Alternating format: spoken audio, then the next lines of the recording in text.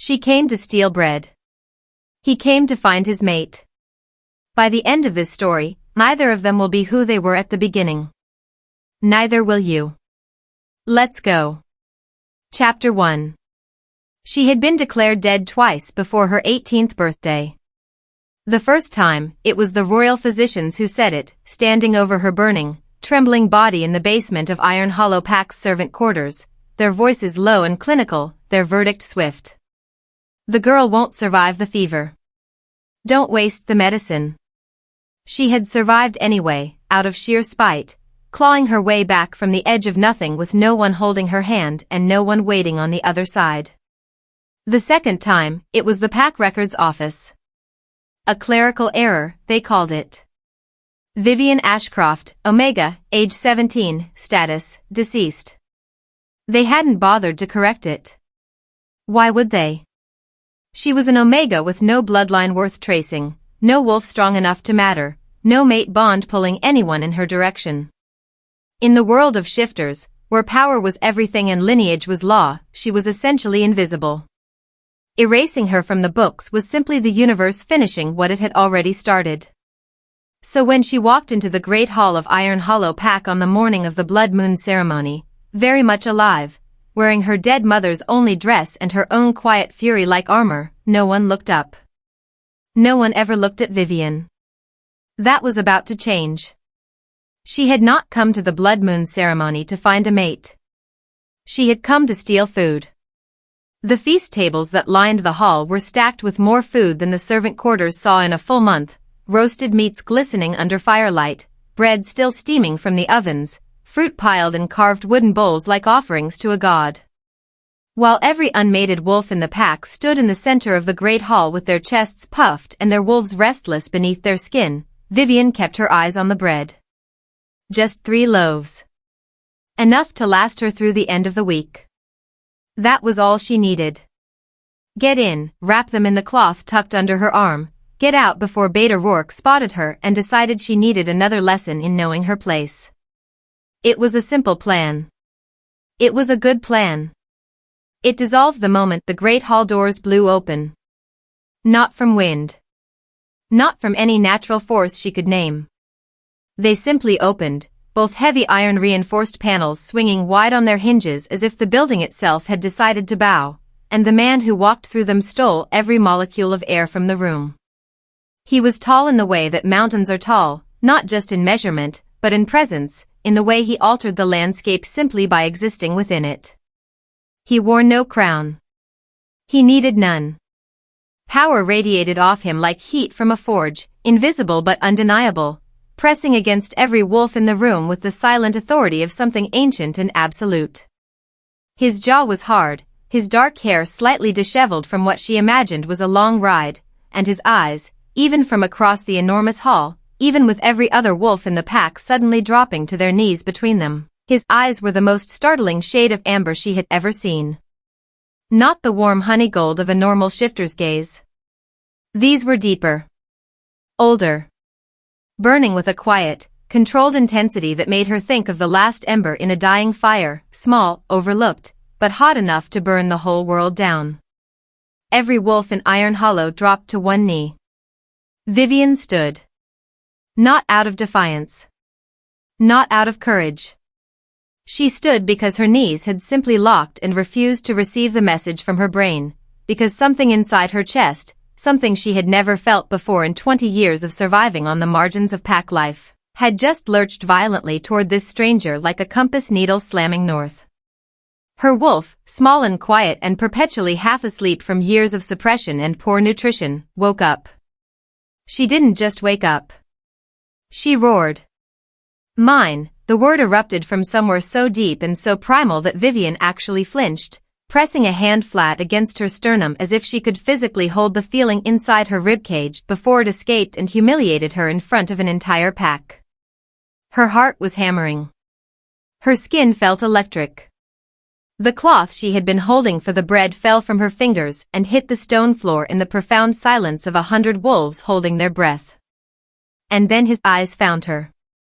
Across the great hall, through the sea of kneeling bodies, past every unmated she-wolf who had spent weeks preparing for this ceremony with expensive perfumes and carefully chosen dresses, his amber gaze cut through all of it and landed on her. On Vivian. The girl the records office had accidentally killed. The girl Beta Rourke used as an example.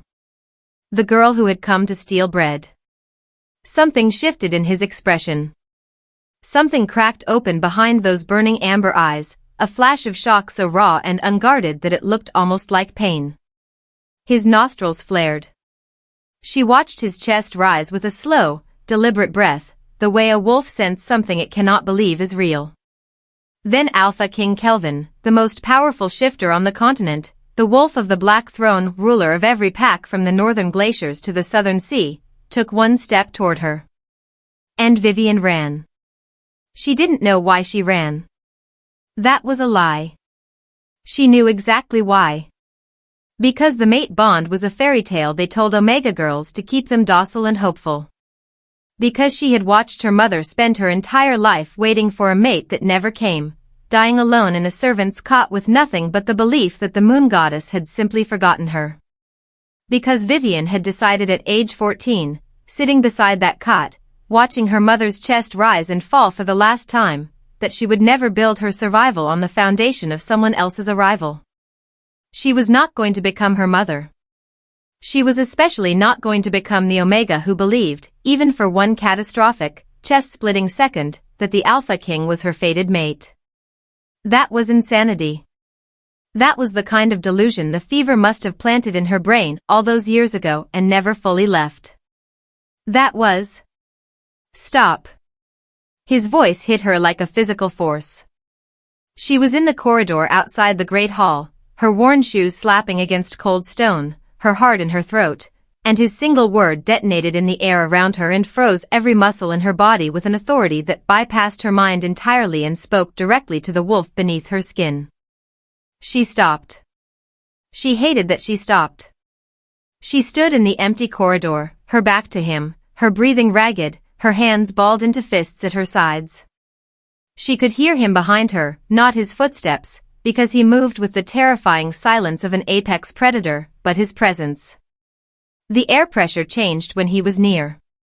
The temperature shifted. Every hair on the back of her neck stood at attention. Turn around. It was quieter this time. Less command, more something she couldn't name. Something almost careful. She turned around. He was closer than she expected. He had crossed the distance between them without a sound, and now he stood perhaps 4 feet away, filling the narrow corridor with his presence the way a storm fills a valley. Up close, he was even more overwhelming. There was a faint scar bisecting his left eyebrow, a detail that humanized him in a way that made the situation somehow worse. His amber eyes were fixed on her face with an intensity that made her feel like a text he was reading in a language he had almost forgotten. "You're not kneeling," he observed. His voice was measured. Low. She got the impression he was being very deliberate about something, though she couldn't tell what. "My knees forgot how," she said. The words came out before she could stop them, which was a habit she had been unsuccessfully trying to break for 20 years. Something moved at the corner of his mouth. Not quite a smile. The ghost of one, maybe.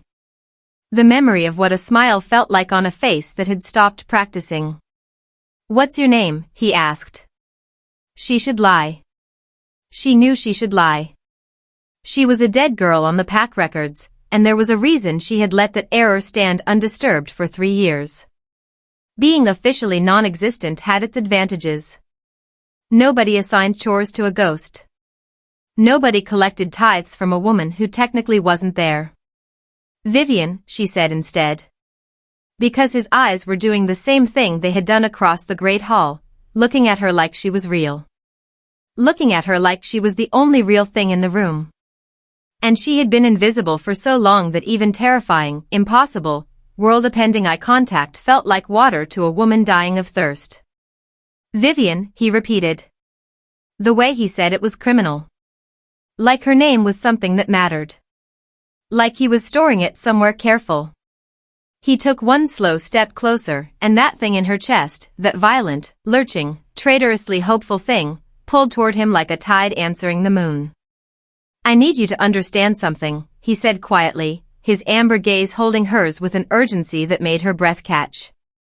"I have ruled 11 packs for 14 years. I have sat through 300 blood moon ceremonies." A pause. "I have never felt this." The silence that followed was the loudest thing she had ever heard. "You have the wrong wolf," Vivian whispered. It was the most honest thing she had said in years, and it cost her something to say it. "I'm an Omega. I'm nobody. I'm not even officially alive." "I know what I sent," Kelvin said. "Simple. Absolute. And I know what my wolf is telling me."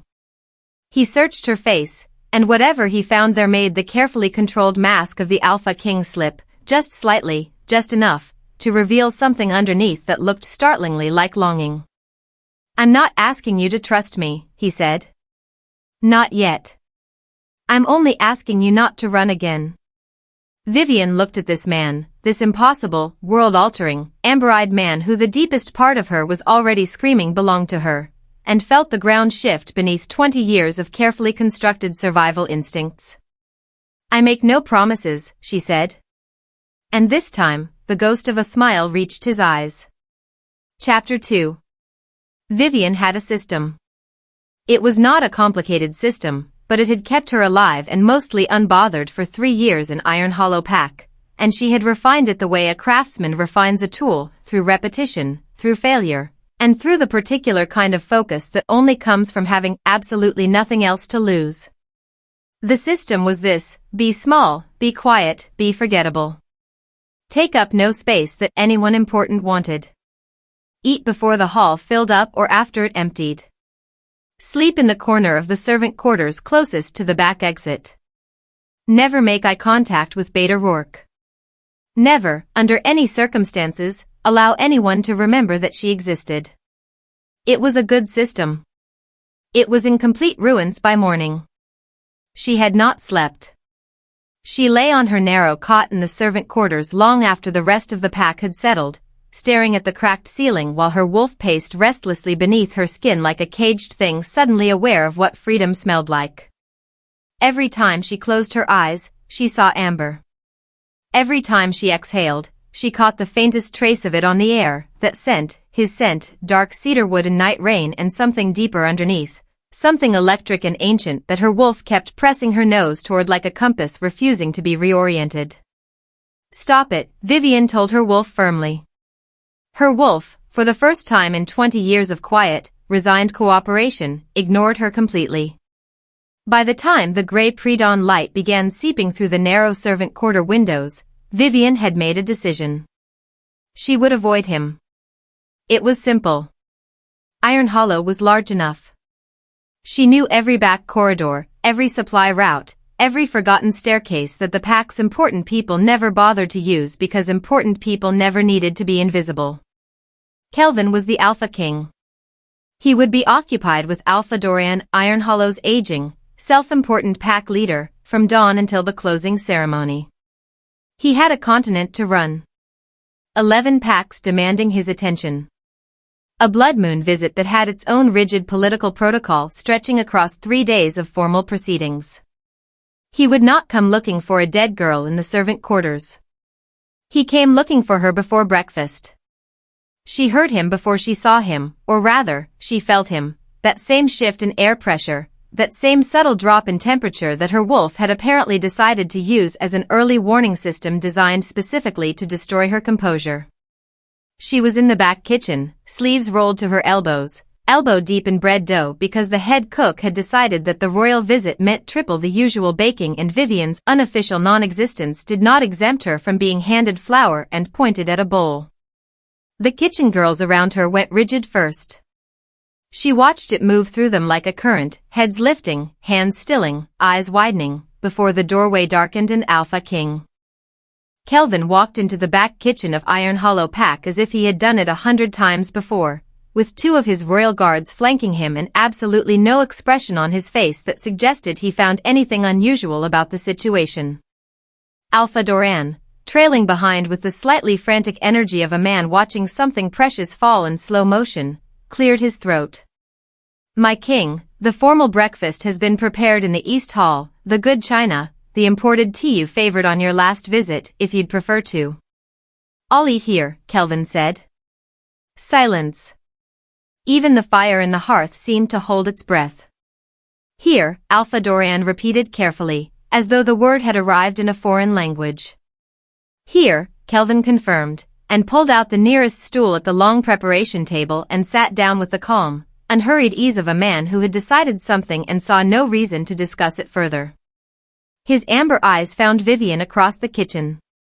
She stared back at him with both hands still buried in bread dough and what she was fairly certain was flour on her left cheekbone, and thought with a clarity that cut through every other feeling, he is doing this on purpose. He was doing this on purpose.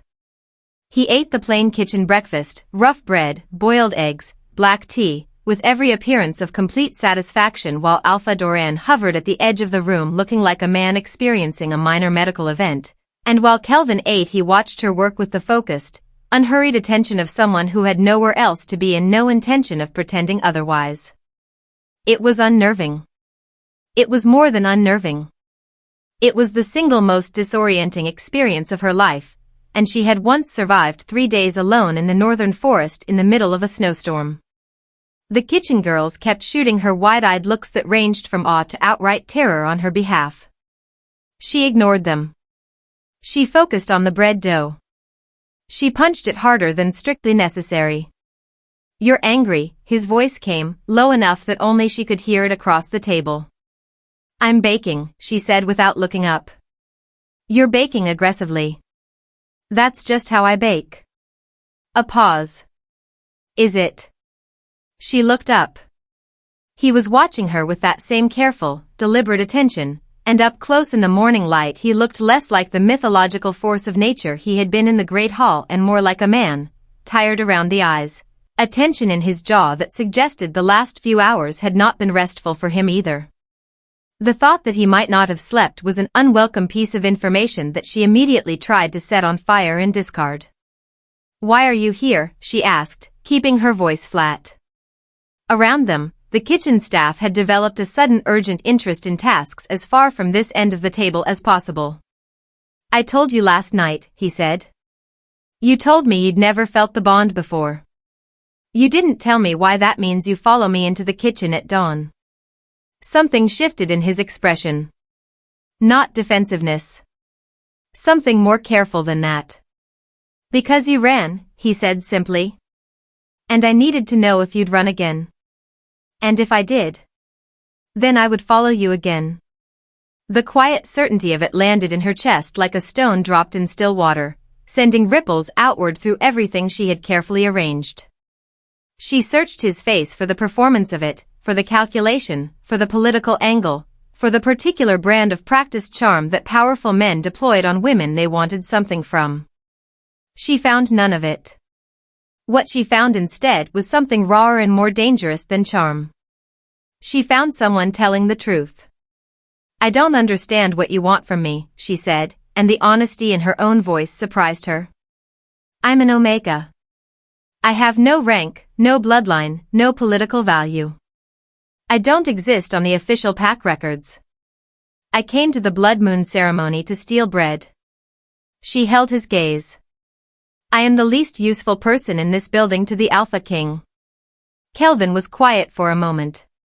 He turned his teacup once in his large hands, a slow, thinking gesture. I have spent 14 years being approached exclusively by people who want something from me, he said at last. His voice was even, but there was something underneath it, something worn smooth by long handling, like river stone. Every alliance, every visit, every conversation, there is always an angle. Always a want behind the words. His amber eyes lifted to hers. Last night you ran from me. This morning you're telling me directly that you have nothing to offer. The ghost of that almost smile appeared again. Do you have any idea how extraordinary that is? Vivian opened her mouth. Closed it. She had genuinely not considered that her own insignificance could be extraordinary to anyone. That's a very lonely way to live, she said finally. It came out quieter than she intended. Something moved across his face, swift and unguarded and gone before she could fully read it, but she caught enough. She caught the flinch of recognition. The slight catch in his composure that told her the arrow had landed somewhere real. Yes, he said. Just that. One word, stripped entirely of the authority of his title. It is. The kitchen was very quiet. Somewhere outside, the pack was waking up, the sounds of Iron Hollow's morning routine beginning to filter through the walls. Alpha Doran had given up hovering and retreated, presumably to have the bad morning he'd earned. The kitchen girls had found extraordinarily important tasks in the pantry. It was just the two of them and the bread dough and the morning light and a silence that felt less like emptiness and more like a question neither of them had said aloud yet. I don't trust easily, Vivian said. It was a warning. She meant it as one. I know, Kelvin replied. I'm not asking you to. He met her gaze steadily. I'm asking you to let me have breakfast. She looked at him for a long moment. Then she reached across the table, took the second rough loaf from the basket, and set it in front of him without a word. He accepted it without a word. And in the particular, fragile language of two people who had both spent a very long time eating alone, it was the most significant conversation she'd ever had. The trouble arrived, as trouble in Iron Hollow always did, wearing Beta Rourke's face. She should have anticipated it. In hindsight, the signs had been obvious. She had been seen in close proximity to the Alpha King twice in less than 12 hours, which was approximately 12 hours more than Beta Rourke's carefully maintained world order could absorb without reacting. Rourke was a large, thick-necked man who had built his authority in Iron Hollow the way some men built walls, not for protection, but to establish where other people were not allowed to go. He had decided years ago that Vivian's particular brand of quiet defiance was a personal affront, and he had been correcting it periodically ever since. He found her in the corridor outside the grain storage that afternoon. He was not alone. He had brought two of his favored pack enforcers, which meant this was not a casual correction. This was a statement. The Omega Ghost walks among us, Rourke announced, his voice carrying the particular satisfaction of a man who had been waiting for an opportunity and could see it arriving. He stepped deliberately into her path, forcing her to stop. I hear you made quite the scene at the Blood Moon ceremony. Standing while the king entered. Drawing his attention. His lip curled. You know what they call that in a proper pack? That's a female who doesn't know her rank. Vivian kept her expression neutral. She had a great deal of practice keeping her expression neutral. I know my rank perfectly well, she said. I was simply standing in a corridor holding bread. I'm sorry if that was destabilizing. One of the enforcers snorted. Rourke's eyes narrowed. You think this is amusing, he said, his voice dropping to a register she recognized. The pre-correction register. You think because some visiting king looked in your direction once that you're something now? You're a ghost, Vivian. You're not on the records. You're not in the bond register. You are nothing, and after the king leaves in 2 days you will go back to being nothing, and I will personally make sure the next 3 months of your nothing are very uncomfortable. He stepped closer. Do we understand each other? That's enough. The voice came from behind her. She didn't need to turn around to know whose it was. She felt it before she heard it, that shift in pressure, that change in the atmosphere, the way her wolf went instantly, electrically still. But she turned anyway, because she needed to see his face. Kelvin stood at the end of the corridor. He had clearly been returning from the formal afternoon proceedings. He was in the full weight of his official presence now, the dark formal leathers of the Alpha King's court, the royal seal visible at his collar, and his amber eyes were fixed on Beta Rourke with an expression so controlled and so cold that the temperature in the corridor seemed to genuinely drop. Rourke had gone the color of old ash. My king, he managed, dropping immediately into a bow so deep it bordered on folding himself in half. I was simply, the Omega was, there was a matter of pack discipline. I heard what you were doing, Kelvin said. He walked forward at a pace that was unhurried and somehow more frightening for it, stopping beside Vivian. His arm did not touch her.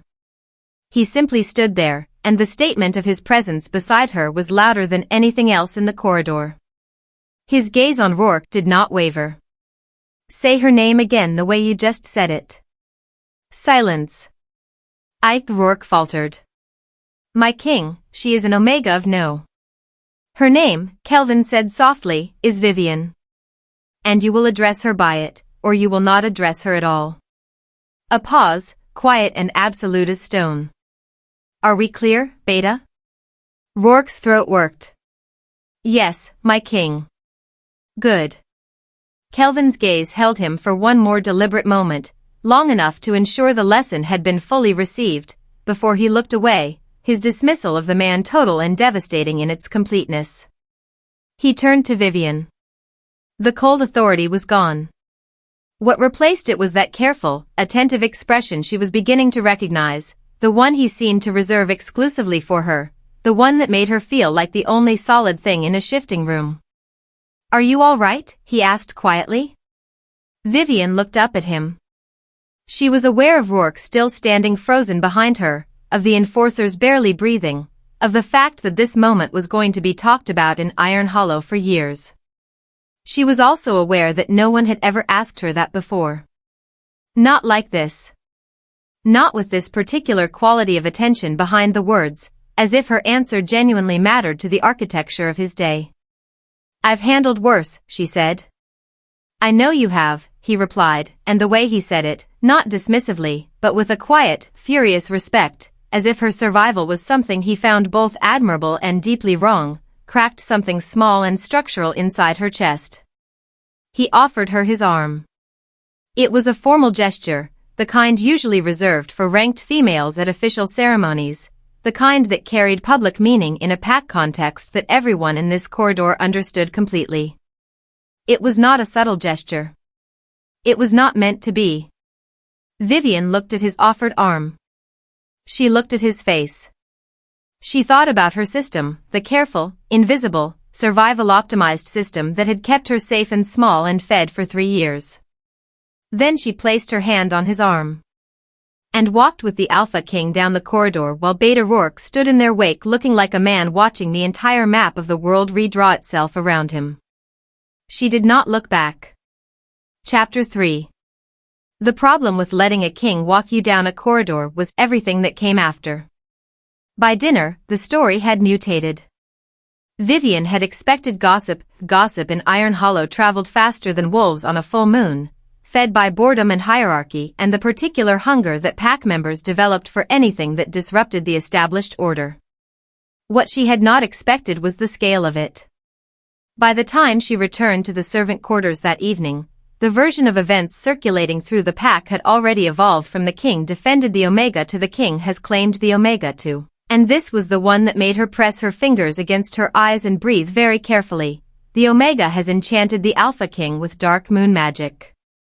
That last version appeared to be gaining the most traction. She sat on her cot in the corner of the servant quarters while the other girls moved carefully around her, shooting glances that ranged from awe to resentment to the particular kind of nervous excitement that came from proximity to something dangerous. Nobody spoke to her directly. Nobody had to. The silence said everything. Her wolf, unhelpfully, was still pacing. Stop, Vivian told her. Her wolf paused, looked at her with the internal equivalent of an unimpressed expression, and resumed pacing. She was summoned before breakfast. Not by Kelvin. By Alpha Doran's head secretary, a thin, precise woman named Marta who arrived at the servant quarters door at dawn with the expression of someone delivering a message they had been specifically instructed not to editorialize, and who handed Vivian a folded piece of heavy cream paper with the Alpha King seal pressed into dark wax and then retreated immediately as if proximity to the note carried consequences. Vivian held it for a moment before opening it. The handwriting inside was clean and direct, exactly as she would have expected. Meet me at the Eastern Overlook before the morning proceedings. Come alone. K. She read it twice. Then she read it a third time because the single initial at the bottom was doing something peculiar to her chest and she wanted to make sure she had fully catalogued the damage before proceeding. She went. The eastern overlook was a wide flat ledge of stone above the treeline at Iron Hollow's border, reachable by a narrow path that most pack members ignored because it required actual effort and offered nothing except a view. The view, however, was extraordinary. The whole of the surrounding valley spread out below in the early morning light, the forest a rolling dark green sea, the distant mountains still capped with the last of the season's snow, the sky above it all pale gold and enormous. Kelvin was already there when she arrived, standing at the edge with his hands clasped behind his back, looking out at the valley with the particular quality of stillness she was beginning to associate specifically with him, not the stillness of someone at rest, but the stillness of someone who had learned to be still as a discipline, the way soldiers learned it, the way people learned it when they spent a great deal of time in rooms full of people watching them for weakness. He heard her coming. She knew he heard her because his head lifted slightly, his shoulders releasing a tension she hadn't noticed until it was gone. He turned, and for just a moment before his expression settled into its usual controlled attentiveness, she caught something unguarded, simple relief. The relief of someone who had been waiting and was glad the wait was over. It was a small thing. It was enormous. "You came," he said. "You asked," she replied. He studied her for a moment. "I wasn't sure you would. I considered not coming." She stopped a few feet from him, looking out at the valley because it was easier than looking at his face with the morning light doing what it was doing to his features. "I have a system. The system does not involve early morning meetings with Alpha Kings on cliff edges." "What does the system involve?" "Invisibility, mostly." A pause. "It's been a functional system. Has it made you happy?" The question was direct in the way all his questions were direct, no cushioning, no social scaffolding, just the question itself laid plainly on the table between them. She had noticed this about him. He did not ask things he didn't want the real answer to. "It's kept me alive," she said. "That's not what I asked." She looked at him then. He was watching her with those amber eyes that had the unfair quality of making her feel simultaneously seen and off balance, and she thought about deflecting. She had excellent deflections, built up over years of practice, and then thought about the kitchen yesterday morning, and the bread she had handed him, and the way he had said yes to her observation about loneliness with absolutely nothing protecting the truth of it. "No," she said. "It hasn't made me happy." He nodded slowly, as if she had confirmed something he had already understood. He turned back to the valley. "I need to tell you something," he said, "and I need you to hear it before the formal proceedings today, because after today things are going to move quickly and I want you to have the information first." He paused. "I want you to have it from me." Vivian said nothing. She waited. He was quiet for a moment, the way he was quiet when he was choosing words carefully, not from evasion but from precision, from the habit of a man who understood the weight of what he said. "The blood moon ceremony has a secondary protocol," he began. "Beyond the visible ritual, the gathering, the formal acknowledgement of unmated wolves, there is a binding record kept by the royal court. Every Alpha King who attends a blood moon ceremony is documented. Any mate bond triggered during the ceremony is considered a matter of royal record." He turned to look at her directly. "What happened between us in that great hall, what I felt, what my wolf recognized, it will need to be declared before I leave Iron Hollow. To my court. To the pack record keepers." The morning felt suddenly very still. "Declared," Vivian said carefully. "Declared," he confirmed. "Formally. Officially." She absorbed this. She absorbed the implications of it in layers, the way cold water hits, first the surface shock, then the deeper cold spreading outward. "I'm not on the pack records," she said. "I know. I'm technically deceased on the official register." "I know that too. So declaring a mate bond with me would require reinstating your records, documenting your bloodline, bringing you fully into official existence." He held her gaze. Yes. Vivian turned away from him and looked at the valley. She needed somewhere to put her eyes that wasn't his face while she processed the fact that the conversation she was having was real and not the fevered dream of a malnourished Omega on a straw cot. You could walk away, she said, her voice careful and even. You felt the pull, but bonds have been refused before. You're the Alpha King. You have political marriages to consider, alliances. Vivian. Bloodlines, heirs, a court full of people who have opinions about who. Vivian. His voice was quiet but it stopped her completely. She heard him step closer, felt that familiar shift in air pressure, the way the world slightly reorganized itself around his proximity. I need you to hear me clearly. A pause. I have no interest in walking away. She turned around. He was closer than she'd realized. Close enough that she had to tilt her head back slightly to hold his gaze, and this close the morning light revealed every detail of his expression, the absolute certainty in it, the controlled intensity, and underneath both of those things the same raw, unguarded quality she had seen flash across his face yesterday. The thing that looked like longing. The thing that looked like someone who had stopped expecting to find what they were looking for and was still faintly stunned to have found it. I have sat through 300 blood moon ceremonies, he said, echoing his own words from the night before, but differently now, with a weight behind them that she hadn't fully felt then. I have governed 11 packs. I have met every ranked female on this continent. His amber eyes held hers without flinching. I have never once felt my wolf go still and certain the way he did when I walked into that great hall and scented you across a room full of people. He paused. You could be unranked. You could be undocumented. You could have come to steal the entire kitchen. Something moved at the corner of his mouth. None of that changes what you are to me. The silence that followed was the kind that changes things. The kind that, once it existed, could not be taken back. Vivian's heart was doing something complicated and rhythmic against her ribs. Her wolf had stopped pacing entirely and was sitting very straight and very still in the way wolves sit when they are listening to something important. I'm frightened, Vivian said. She said it plainly, without apology, because he had earned plain truth from her and because she was done spending energy pretending she felt less than she felt. I know, Kelvin said. I've built my entire life around not needing anyone. I know that too. And you're asking me to let you declare a mate bond in front of your entire court, which would make me, she gestured slightly, a small helpless motion, visible. Officially. Undeniably. In a way I can't take back.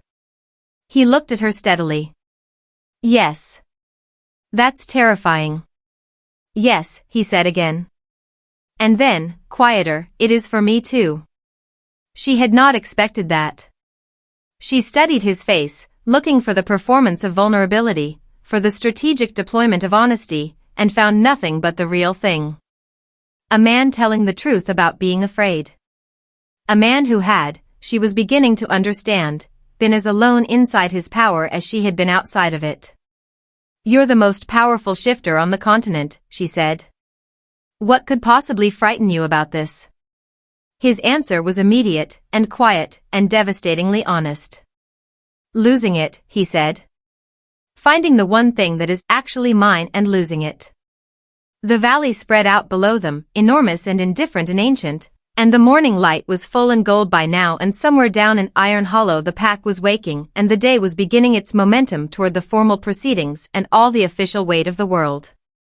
Vivian looked at this man who had followed her into a kitchen and defended her name in a corridor and climbed to a cliff edge at dawn because he wanted her to have information before the world moved, and she thought about her mother's cot, about the fever, about 3 years of careful invisibility, about a pack record that said she was dead, about all the ways survival and living were not the same thing at all. She thought about the bread she had placed in front of him without a word and the way he had accepted it without a word and how that had been the most honest exchange she'd had in years. She exhaled. Ask me properly, she said.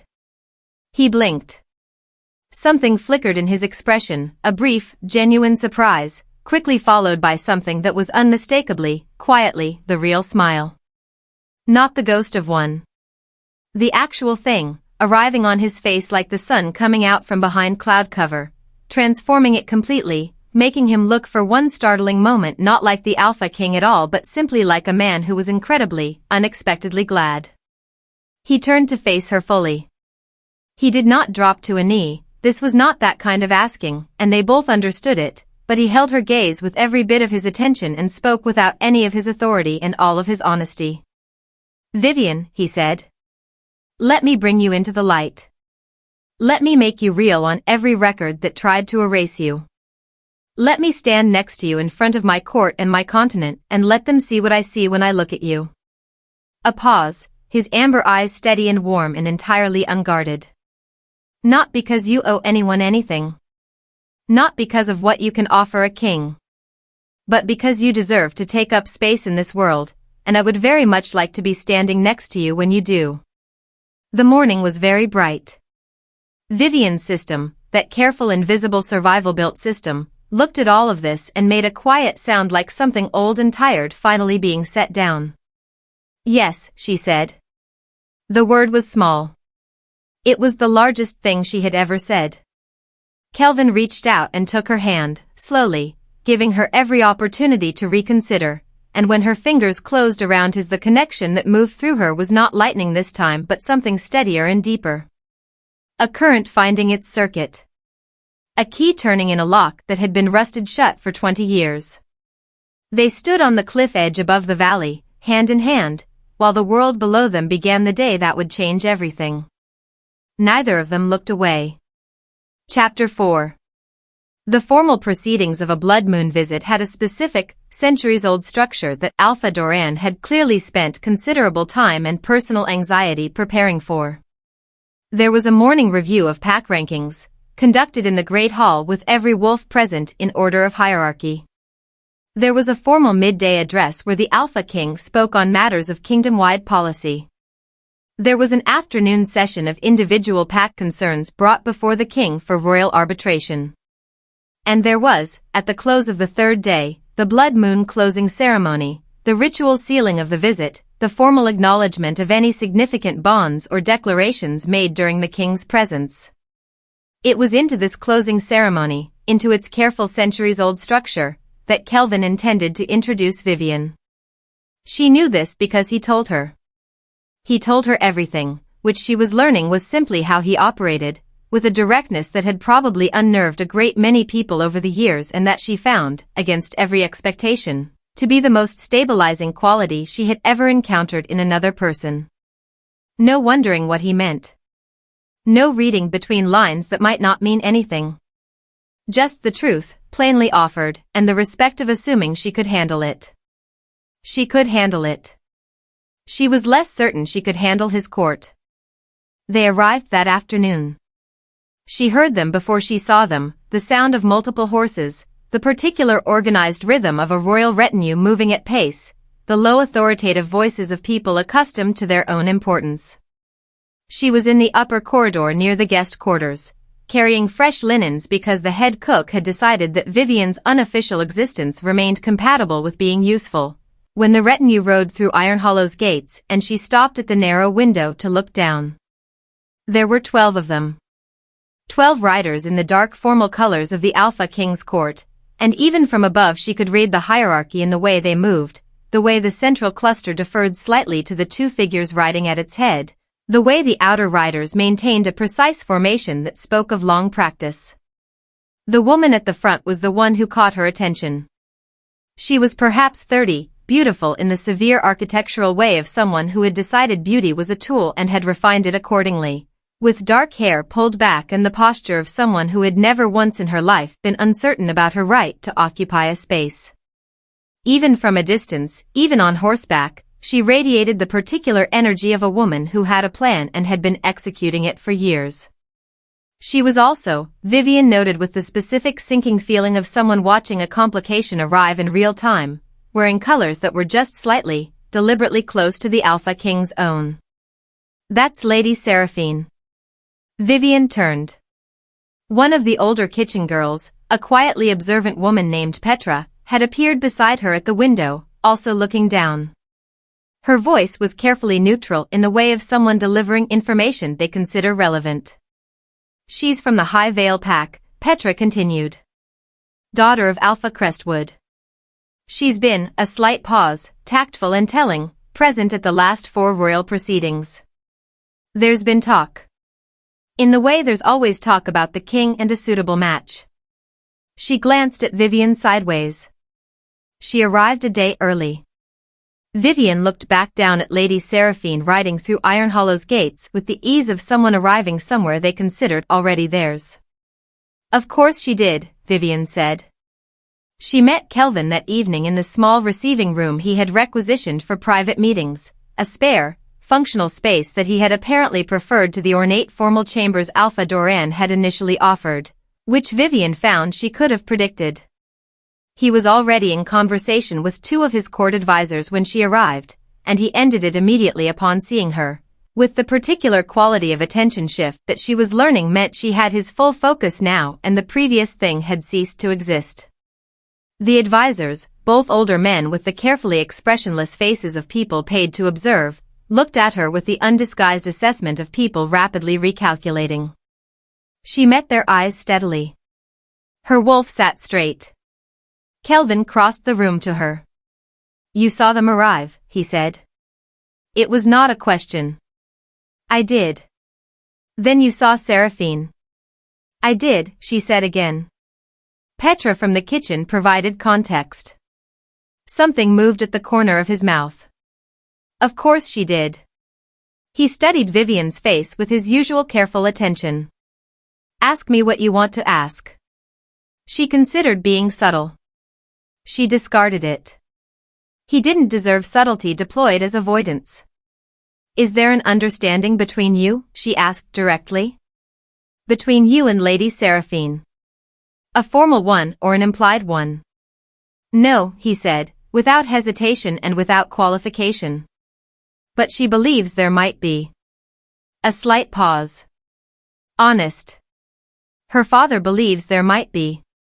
There have been discussions at the council level about political alliance through marriage. I have neither encouraged nor agreed to them. His amber eyes held hers steadily. I want to be clear, Vivian, there has been nothing between Seraphine and myself. No bond, no declaration, no agreement.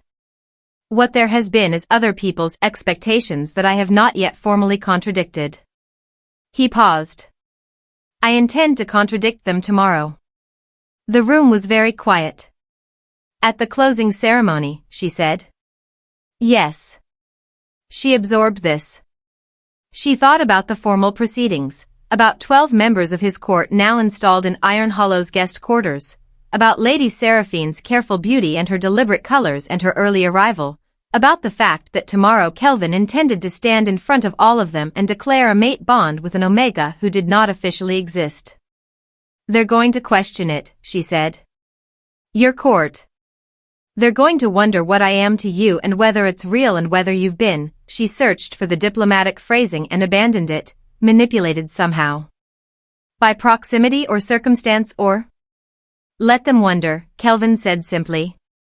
My court advises me. They do not choose for me. It could create problems. Political ones. If Seraphine's father? Vivian.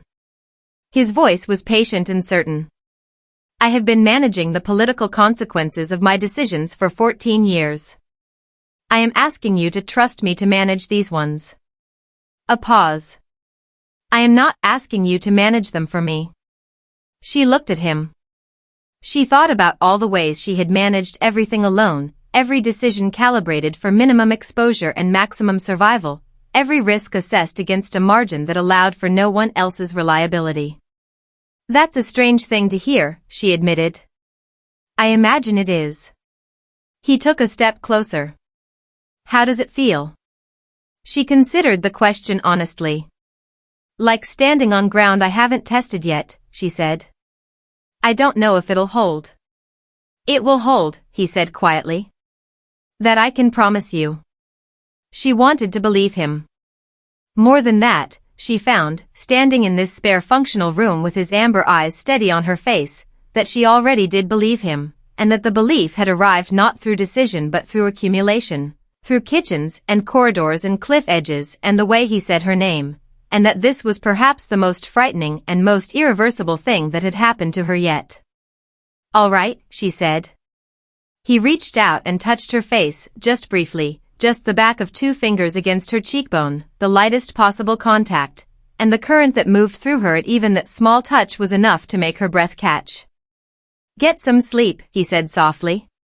"Tomorrow the world finds out." She did not get much sleep.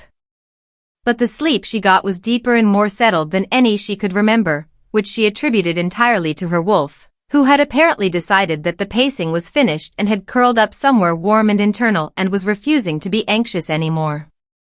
Vivian lay in the dark and thought about tomorrow and tried to prepare herself for it with the same practical focus she applied to everything, and kept running instead into the feeling of his fingers against her cheekbone, and eventually gave up preparing and simply let herself feel the terrifying, unprecedented, world-rearranging fact that she was happy. Not the grim satisfaction of survival. Not the dull relief of another day managed. Actual happiness, fragile and new and alarmingly bright, sitting in her chest like the first fire of winter, dangerous if mishandled, but so desperately, fundamentally warm. She was going to protect it. She didn't yet know exactly how. But she was going to protect it. The closing ceremony convened in the great hall as the late afternoon light turned everything amber and gold. Every wolf in Iron Hollow was present, arranged by rank along the hall's long walls. Kelvin's 12 court members occupied a formal block near the front, their expressions ranging from politely attentive to carefully neutral. Lady Seraphine stood among them in a deep blue gown that cost more than Vivian had owned in her entire life combined, her face composed and serene and her eyes moving with professional thoroughness around the room. They found Vivian immediately. Vivian, who was standing quietly at the back of the hall in her best dress, her only good dress, the one she had worn to the blood moon ceremony 2 nights ago, cleaned and pressed by her own hands this morning, watched Seraphine's gaze land on her and watched the calculation happen behind those composed eyes. Watched the assessment. Watched the conclusion form. Watched Seraphine decide, in the space of 3 seconds, that Vivian was not a serious variable. Vivian said nothing. She stood straight. Her wolf watched back with calm amber eyes. Alpha Doran opened the ceremony with the traditional formalities, the closing words of gratitude, the formal record of the royal visit, the acknowledgement of the blood moon's completion. His voice had the slightly strained quality it had carried since the kitchen incident, the voice of a man navigating a situation that kept expanding beyond his ability to contain it. Then he turned to Kelvin for the royal address. Kelvin stood, and the hall settled into the particular silence that his presence created, that full, weighted attention that he carried without effort and without performance. He spoke briefly on kingdom matters, on the health of the Northern Territories, on 3 specific policy adjustments that his court members noted down with practiced efficiency. And then he paused. The pause was not long. But it was different from his other pauses, it had a quality of intention, of a door being opened deliberately, and Vivian, at the back of the hall, felt her heart begin to beat in slow, enormous strokes. "There is one further matter of record for this visit," Kelvin said. His voice was even, carrying the length of the hall without effort. "As is required by royal protocol, any mate bond recognized during a blood moon ceremony must be formally declared before the close of the visit." The silence changed. It became charged, electric, the whole room pulling slightly forward. Seraphine went very still. During this visit, Kelvin continued, his amber gaze moving through the room with the calm deliberateness of someone who has made a decision and is at peace with its consequences. "I recognized my mate bond." The sound that moved through the hall was not quite speech and not quite silence, a collective intake of breath, a shift of bodies, the particular compressed energy of 200 wolves processing something significant. "Her name is Vivian Ashcroft." His gaze found her at the back of the hall, and when it did, everything else in the room became peripheral. "She is of Iron Hollow Pack." She is my fated mate, recognized under the blood moon, and she will be declared as such in the royal records effective today. The hall erupted. Not violently. Not dramatically. But with the compressed, layered sound of 200 reactions happening simultaneously, shock, murmuring, the turning of heads, the rapid calculations of the politically minded, the open astonishment of the ordinary pack members, and from somewhere in Kelvin's court block a sound like a breath being very carefully controlled. Vivian stood at the back of the hall and felt every eye in the room find her, and did not flinch and did not look down, because he was still looking at her from the front of the room with those steady amber eyes and the quiet, certain expression of a man who had said exactly what he meant to say and had no apology for it. She lifted her chin. She met his gaze across the full length of the hall, through the noise and the shock and the 200 wolves between them. And she held it. The approach came within minutes of the ceremony's close. She had expected it. She had been moving toward the side door with the intention of finding somewhere quiet to breathe when the hand closed lightly on her arm, not roughly, nothing that could be criticized, and Lady Seraphine stepped smoothly into her path with the smile of a woman who had practiced difficult conversations until they felt like something else entirely. Vivian, Seraphine said warmly, as if they were friends meeting by pleasant coincidence. What a remarkable few days you must have had. Vivian looked at the hand on her arm. Seraphine released it. Lady Seraphine, Vivian said. I hope you'll forgive me for being direct, Seraphine continued, her voice low and gracious and carrying the specific texture of a blade wrapped in silk. I think direct women understand each other best, don't you? She tilted her head slightly. You seem like an intelligent person. I imagine you understand the complexity of what's been declared today. The political weight of it. The delicate pause, adjustments it requires. I understand it, Vivian said. Then you'll understand that there are people, important people, people whose support the king genuinely needs, who will have questions. About your background. Your bloodline. Your. Another pause, this one fractionally less gracious, suitability. Vivian considered her. She considered the careful architecture of the approach, the friendliness deployed as disarmament, the reasonableness used to frame what was essentially a warning. She had encountered cruder versions of this her entire life, and she found that the sophisticated version was not, ultimately, any more frightening. Thank you, Vivian said pleasantly, for being direct. Seraphine blinked. She had expected, Vivian thought, either defensiveness or intimidation. She had not calibrated for pleasantness. I want you to know, Vivian continued, her voice calm and even, that I have no interest in being managed or moved or made to feel uncertain about something that has nothing to do with bloodlines or suitability. She met Seraphine's eyes directly. What happened here is real. I didn't seek it, I didn't plan it, and I'm not performing it for anyone's benefit. And I've spent 20 years surviving things considerably more difficult than political disapproval. A small pause. So I appreciate the directness. I'll return it in kind. The hall noise moved around them. Seraphine's composed expression had undergone a subtle but significant shift, not anger, not quite. Something more like recalibration. The realization that the variable she had assessed as non-serious was more structurally sound than it appeared. You're not what I expected, Seraphine said finally, and the performance had dropped slightly, enough that the words felt almost genuine. Nobody ever expects the Omega, Vivian said. A silence. Then, to her faint surprise, something moved at the corner of Seraphine's mouth. Not warmth, exactly. But the faintest acknowledgement.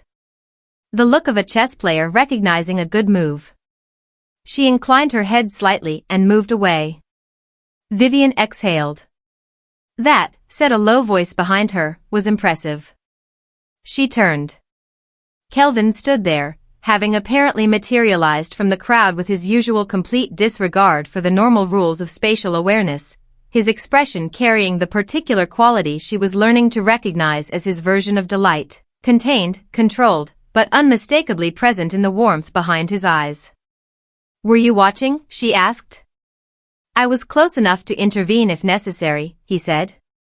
It was not necessary. No, she agreed. It wasn't.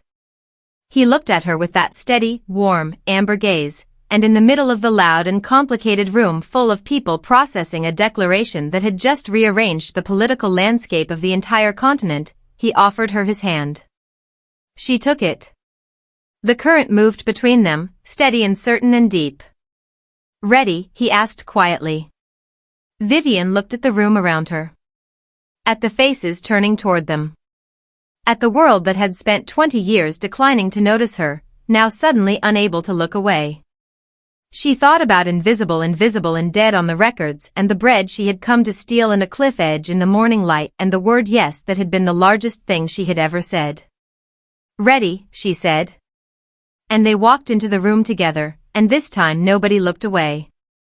Chapter 5. The royal retinue departed Iron Hollow at dawn. Vivian had 3 hours of notice. This was not, she would later reflect, the most organized transition of her life, though the bar for that particular competition was admittedly low, given that her previous major life transition had consisted of climbing out of a window with a cloth sack containing a comb, a stone, and half a loaf of bread. 3 hours was, comparatively, generous. What those 3 hours contained, Kelvin's head steward, a compact efficient man named Aldrich who moved like someone who had spent decades solving logistical problems before they became visible to anyone important, appearing at the servant quarters door with a trunk of traveling clothes in her approximate size and the professionally neutral expression of a man who had been given unusual instructions before and intended to carry them out impeccably regardless of his private thoughts. A brief, slightly surreal exchange with the head cook, who pressed an entire wrapped parcel of food into her hands and then gripped them for a moment and said nothing, her eyes doing all the communicating. And Petra, quiet observant Petra from the window, who appeared in the doorway of the servant quarters as Vivian was closing the traveling trunk and said simply, "You held your chin up," as if this were the most important assessment she could offer, which perhaps it was. Vivian folded her dead mother's dress carefully and placed it on top of everything else in the trunk. She picked up the smooth stone from her coat pocket, carried there so long it had worn a faint impression in the lining, and held it for a moment. Then she put it back. Some things you carried not because they were useful but because they were true. The royal retinue on the road was a different creature from the court members she had observed arriving. Traveling, they were efficient and purposeful, the easy coordinated movement of people who had done this many times across many territories. The 12 court members rode in a structured formation around the main party, and Vivian, riding beside Kelvin at the center, had the distinct and not entirely comfortable experience of being simultaneously the most protected and the most observed person on the road. She was learning the court members by name and quality the way she had always learned new environments, through careful observation, through watching who deferred to whom and for what reasons, through noting the distance between what people said and what their bodies communicated underneath the words. Aldrich, the steward, she liked immediately. He was precise without being cold, and he had a way of providing information without making her feel the information was a test. He rode near the supply wagons and had already twice appeared at her elbow with something she needed before she had fully registered needing it, which she found both useful and slightly unnerving. Lord Cashin, the king's senior advisor, one of the two she had met in the receiving room, was harder to read. He was perhaps 50, lean and silver-haired with eyes that processed everything they observed with the thoroughness of a man who considered incomplete information a personal affront. He had not been unfriendly. He had also not been warm. He occupied a middle territory of scrupulous professionalism that she understood was its own form of judgment being reserved. The others she was still cataloging. And then there was Captain Dree. Captain Dree commanded the king's personal guard with the contained intensity of someone who had made the king's safety the organizing principle of their entire existence, and she had looked at Vivian upon introduction with the specific quality of attention that Vivian recognized as a threat assessment being conducted with complete thoroughness and absolute lack of apology. Not hostility. Simply, I am determining whether you are a risk, and I will not pretend I am doing otherwise. Vivian had met her gaze directly and let her assess. After a long moment, Dree had given a single nod, small, almost imperceptible, and returned to her formation. Kelvin, riding beside her, had watched this exchange without comment. Later, when the road widened and the retinue spread slightly, he leaned close enough that only she could hear. Dree doesn't nod for everyone, he said. How long does it usually take? Vivian asked. Longer than that. She filed this away. They were 3 hours out from Iron Hollow, the pack's territory giving way to the open roads of the neutral Midlands, when Lord Cashin drew his horse alongside hers. He did it with the smooth inevitability of a man who had been waiting for the appropriate moment and had decided this was it, not with hostility, not with the veiled aggression of Rourke or the silk-wrapped warning of Seraphine, but with the direct purposefulness of someone who intended to have a specific conversation and considered it a professional obligation. You're being assessed, Kelvin murmured beside her, just below the range of the horse's noise. I know, she murmured back. Would you like me to? No, she said quietly. I'll handle it. She felt him look at her sideways. She felt the warmth of his attention. She kept her eyes forward. Cashin brought his horse level with hers and was quiet for a moment, riding in the way of someone who considered silence an acceptable opening to a conversation. You grew up in Iron Hollow, he said finally. Not a question. In the servant quarters of Iron Hollow Pack, she confirmed. Since I was 7. Before that? She considered the question. My mother moved us there when I was young. Before that, we were further north. Your father? I never knew him. Cashin absorbed this without visible reaction. Your mother's bloodline? She didn't speak of it often. Vivian kept her voice even. She died when I was 14. I didn't have the opportunity to ask the questions I would ask now. A pause. The road moved beneath them, the Midlands stretching wide and flat in every direction. You understand, Cashin said, his voice neither unkind nor warm, simply factual, that the royal court will require documentation. Bloodline verification. Historical pack record confirmation. He glanced at her directly. The Alpha King's declared mate must be fully documented in the royal archives. It is not a bureaucratic preference. It is constitutional law. I understand, Vivian said. Your Iron Hollow records are non-existent, she said. I was incorrectly recorded as deceased 3 years ago. The error was never corrected. She met his eyes steadily. I am aware this creates a documentation challenge. Cashin studied her. That is one way to describe it. What documentation exists from before Iron Hollow would be in the northern records, Vivian continued, thinking aloud in the measured way she thought through practical problems, from whatever pack territory my mother registered with when I was born. I don't know which pack. I don't know the exact location. A pause. But I know my mother's name. And I know she had the mark. Cashin's horse broke stride very slightly. It was a small thing. A barely perceptible adjustment, quickly corrected. But Vivian had spent 20 years reading small things, and she saw it. The mark, Cashin repeated. His voice had changed. Not dramatically. But there was a quality to it now that had not been there before, a carefulness, the texture of a man choosing his next words with considerable precision. A birthmark, Vivian said, watching him. She called it the Silver Crescent. Said it ran in her family? I have it too. She touched her left collarbone briefly, where the small silver-toned mark curved just below her shoulder. She said it meant something, but she never finished explaining what. She was going to tell me when I was older. A pause.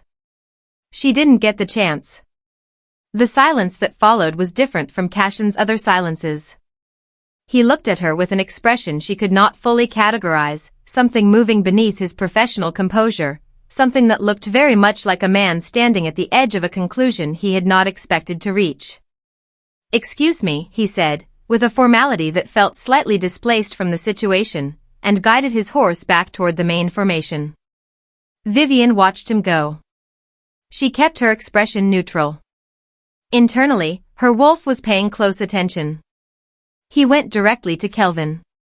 She watched it happen from her position in the formation, Cashin drawing alongside the king, the low exchange of words, Kelvin's posture changing slightly in the way it changed when something significant had arrived.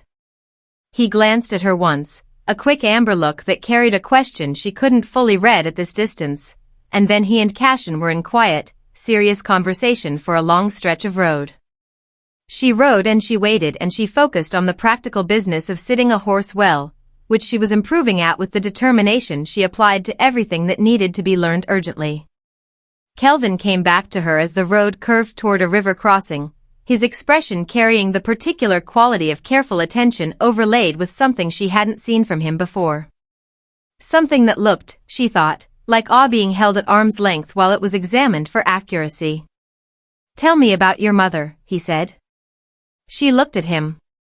"How much did Cashin tell you?" "Enough to want to hear it from you directly."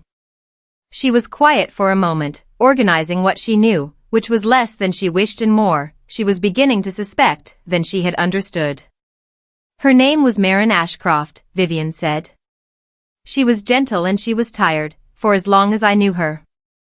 She told me my father was a good man whose circumstances had taken from her before I was born. She never named him. She moved us to Iron Hollow when I was young and she called it a place where we could be ordinary and safe." A pause. "She had the silver crescent mark. She said the women in her line had always carried it. She said it was old, older than the current pack territories, and that it meant we came from somewhere important." She looked at Kelvin. "She said when I was grown she would tell me the full story. She died of a fever at 41 and I was left with a mark and half a story and the strong impression that the half I had was the less significant portion." Kelvin held her gaze for a long moment. "The silver crescent," he said carefully, "is not a common birthmark. I gathered that from Cashin's reaction. It appears in historical record in one specific context." He paused, and she could see him choosing his approach with the same care he brought to everything. 3 generations ago, the Alpha King at that time had a daughter. His only daughter. She was, he searched for the precise word, complicated. There was a conflict over her mate bond. A bond the court didn't sanction. She disappeared from the royal seat under circumstances that were never fully clarified, taking with her the only physical identifier of her bloodline. He held her gaze steadily. The silver crescent mark. Which she carried, and which her female descendants would carry, and which the royal archivists have been noting as a potential identification marker in the missing bloodline records for 40 years. The river was audible ahead. The horse's hooves found the road's rhythm. Vivian heard all of this. She heard it and she placed it against what she knew, her mother's exhaustion, her careful ordinariness, the deliberate anonymity of Iron Hollow, the half-told story, the mark, and felt the pieces move in her mind with the specific quality of things that have always fitted together being finally turned the right way. "She was hiding," Vivian said. "Not a question." "It appears so," Kelvin said quietly. "From whom?" "That," he said, "is what Cashin intends to find out. There are records at the royal seat. Documents that were sealed when the bloodline disappeared. If your mother was who the mark suggests," he paused, "then your bloodline is not absent from history. It has simply been waiting." Vivian absorbed this in silence. She thought about a woman dying alone in a servant's cot, carrying a secret heavy enough to cross territories and change her name and build a life in deliberate obscurity. She thought about being told "I'll explain when you're older" and running out of older. She thought about being declared dead on a pack record and wondering if it was entirely accidental. "Vivian," Kelvin said gently. She looked at him. His amber eyes were warm and steady and carrying that same careful, genuine concern, not pity, never pity, but the real thing underneath it, the kind that acknowledges that something is hard without making you smaller for finding it hard. "This changes nothing between us," he said. I want to be clear about that. Whatever the records show, royal bloodline or common born, I told you yesterday morning who you are to me and that has not moved. She looked at him for a long moment.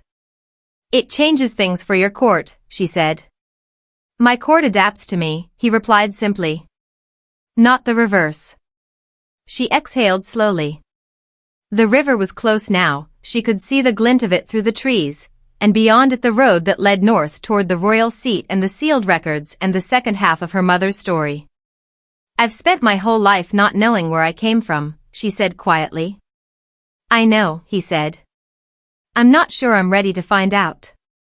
You don't have to be ready, Kelvin said. You just have to be willing. His amber eyes held hers. I'll be there when you open the records. Every page. She looked at the river ahead and at the road beyond it and at the man beside her who had found her in a great hall 2 days ago and had been steadily, quietly, irreversibly changing the entire architecture of her world ever since. She thought that she was going to cry, which was inconvenient given that she was on a horse. She did not cry. But it was a near thing. Every page, she repeated. Every page, he confirmed. She nodded once. Then she straightened in the saddle and guided her horse toward the river crossing and the road north and everything that was waiting on the other side of her mother's silence. Her wolf walked forward with her, steady and certain, no longer pacing. They crossed the river as the afternoon light turned everything to gold. Chapter 6. The royal seat of Caldenmore was not what she expected. She had built a picture of it in her mind during the 3 days of riding, assembled from fragments, from the way court members spoke about it with the unconscious reverence of people describing the place that organized their entire existence, from the way Kelvin's posture shifted almost imperceptibly as the northern territories began and the landscape changed around them. She had expected something imposing. Something built to communicate power the way powerful things were always built, large, cold, deliberately overwhelming. Caldenmore was all of those things. It was also, unexpectedly, beautiful.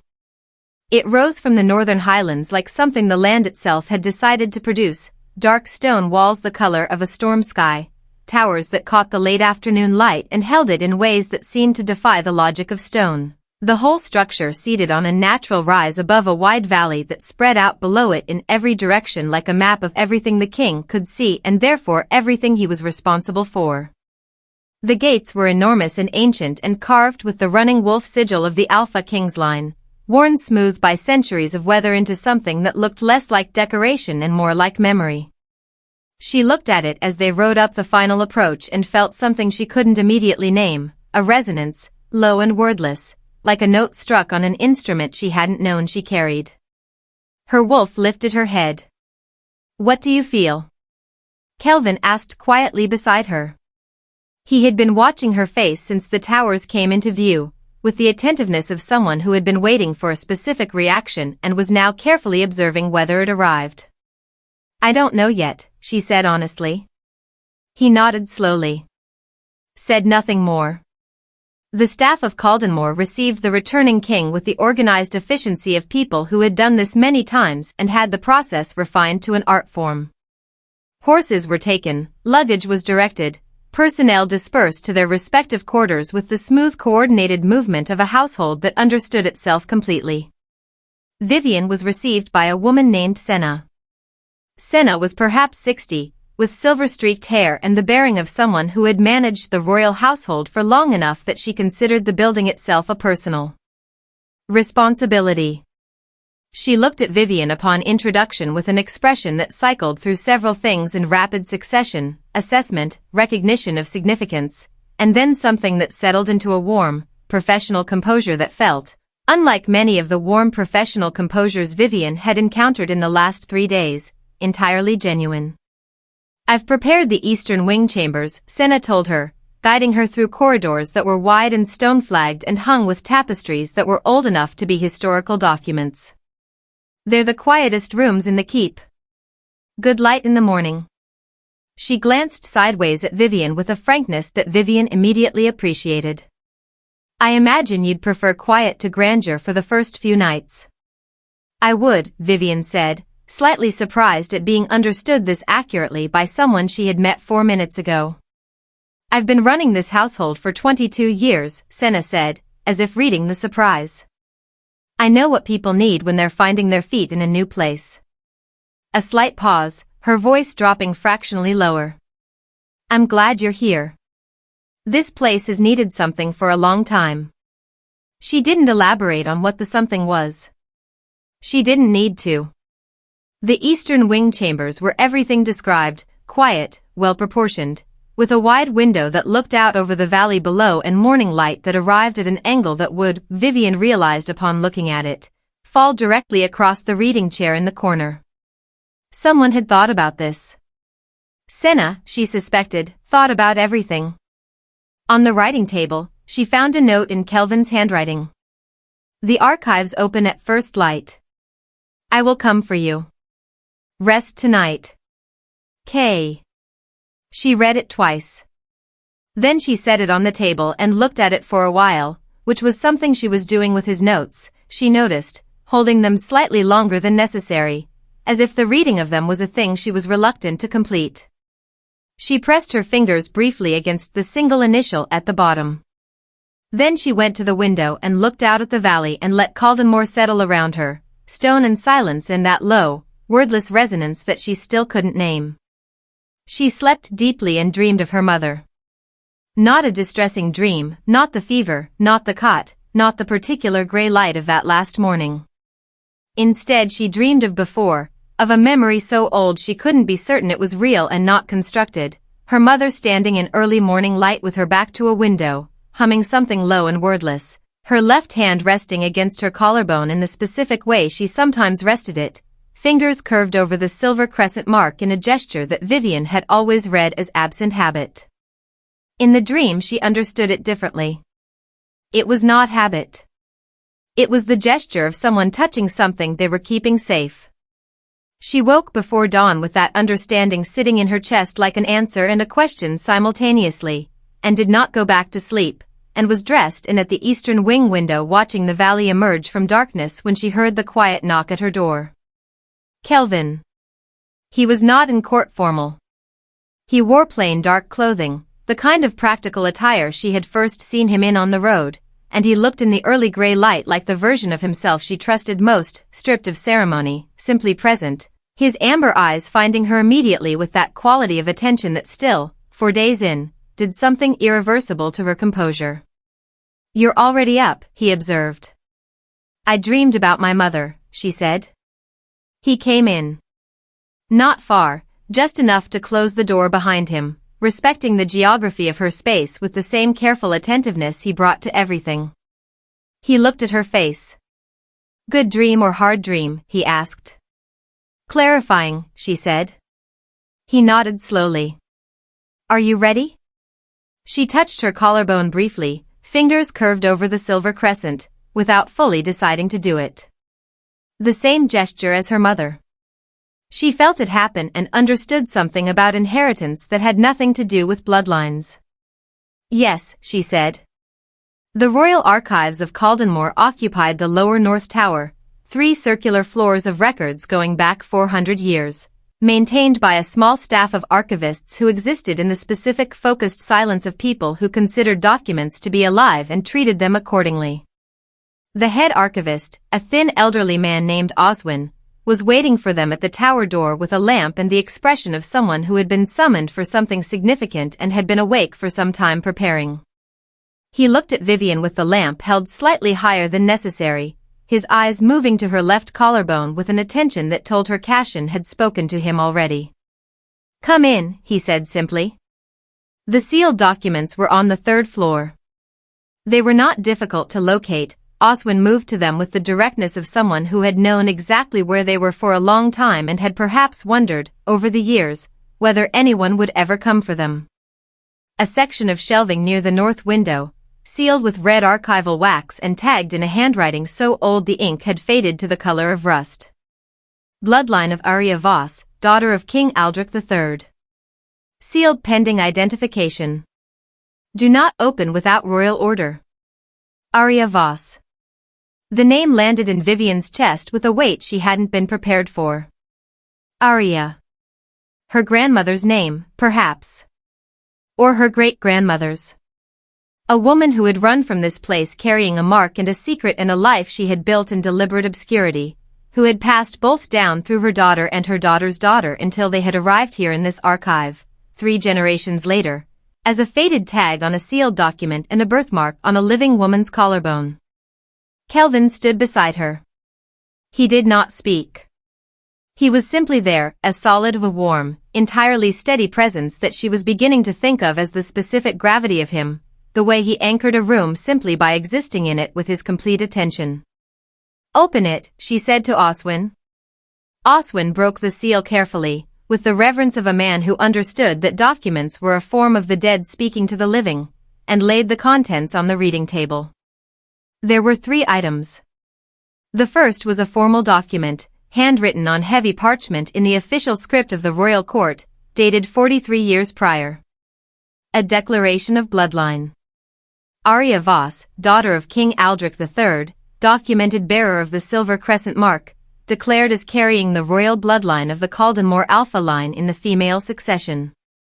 The document noted, in a second hand and a different ink, that Arya had disappeared from the royal seat 3 months after this declaration, taking her personal effects and leaving no forwarding location, and that her bloodline documentation had been sealed pending her return or the identification of a descendant. She had never returned. The second item was a letter. Vivian recognized the handwriting before she read the name at the bottom. She had seen it on birthday morning notes left on a 7-year-old's pillow. She had seen it on the small careful labels her mother had attached to the few possessions she owned. She had seen it in the margins of the single book her mother had carried from place to place until the cover came away from the spine and the pages had to be held together with twine. Marin Voss, the letter said at the bottom. Her mother's hand.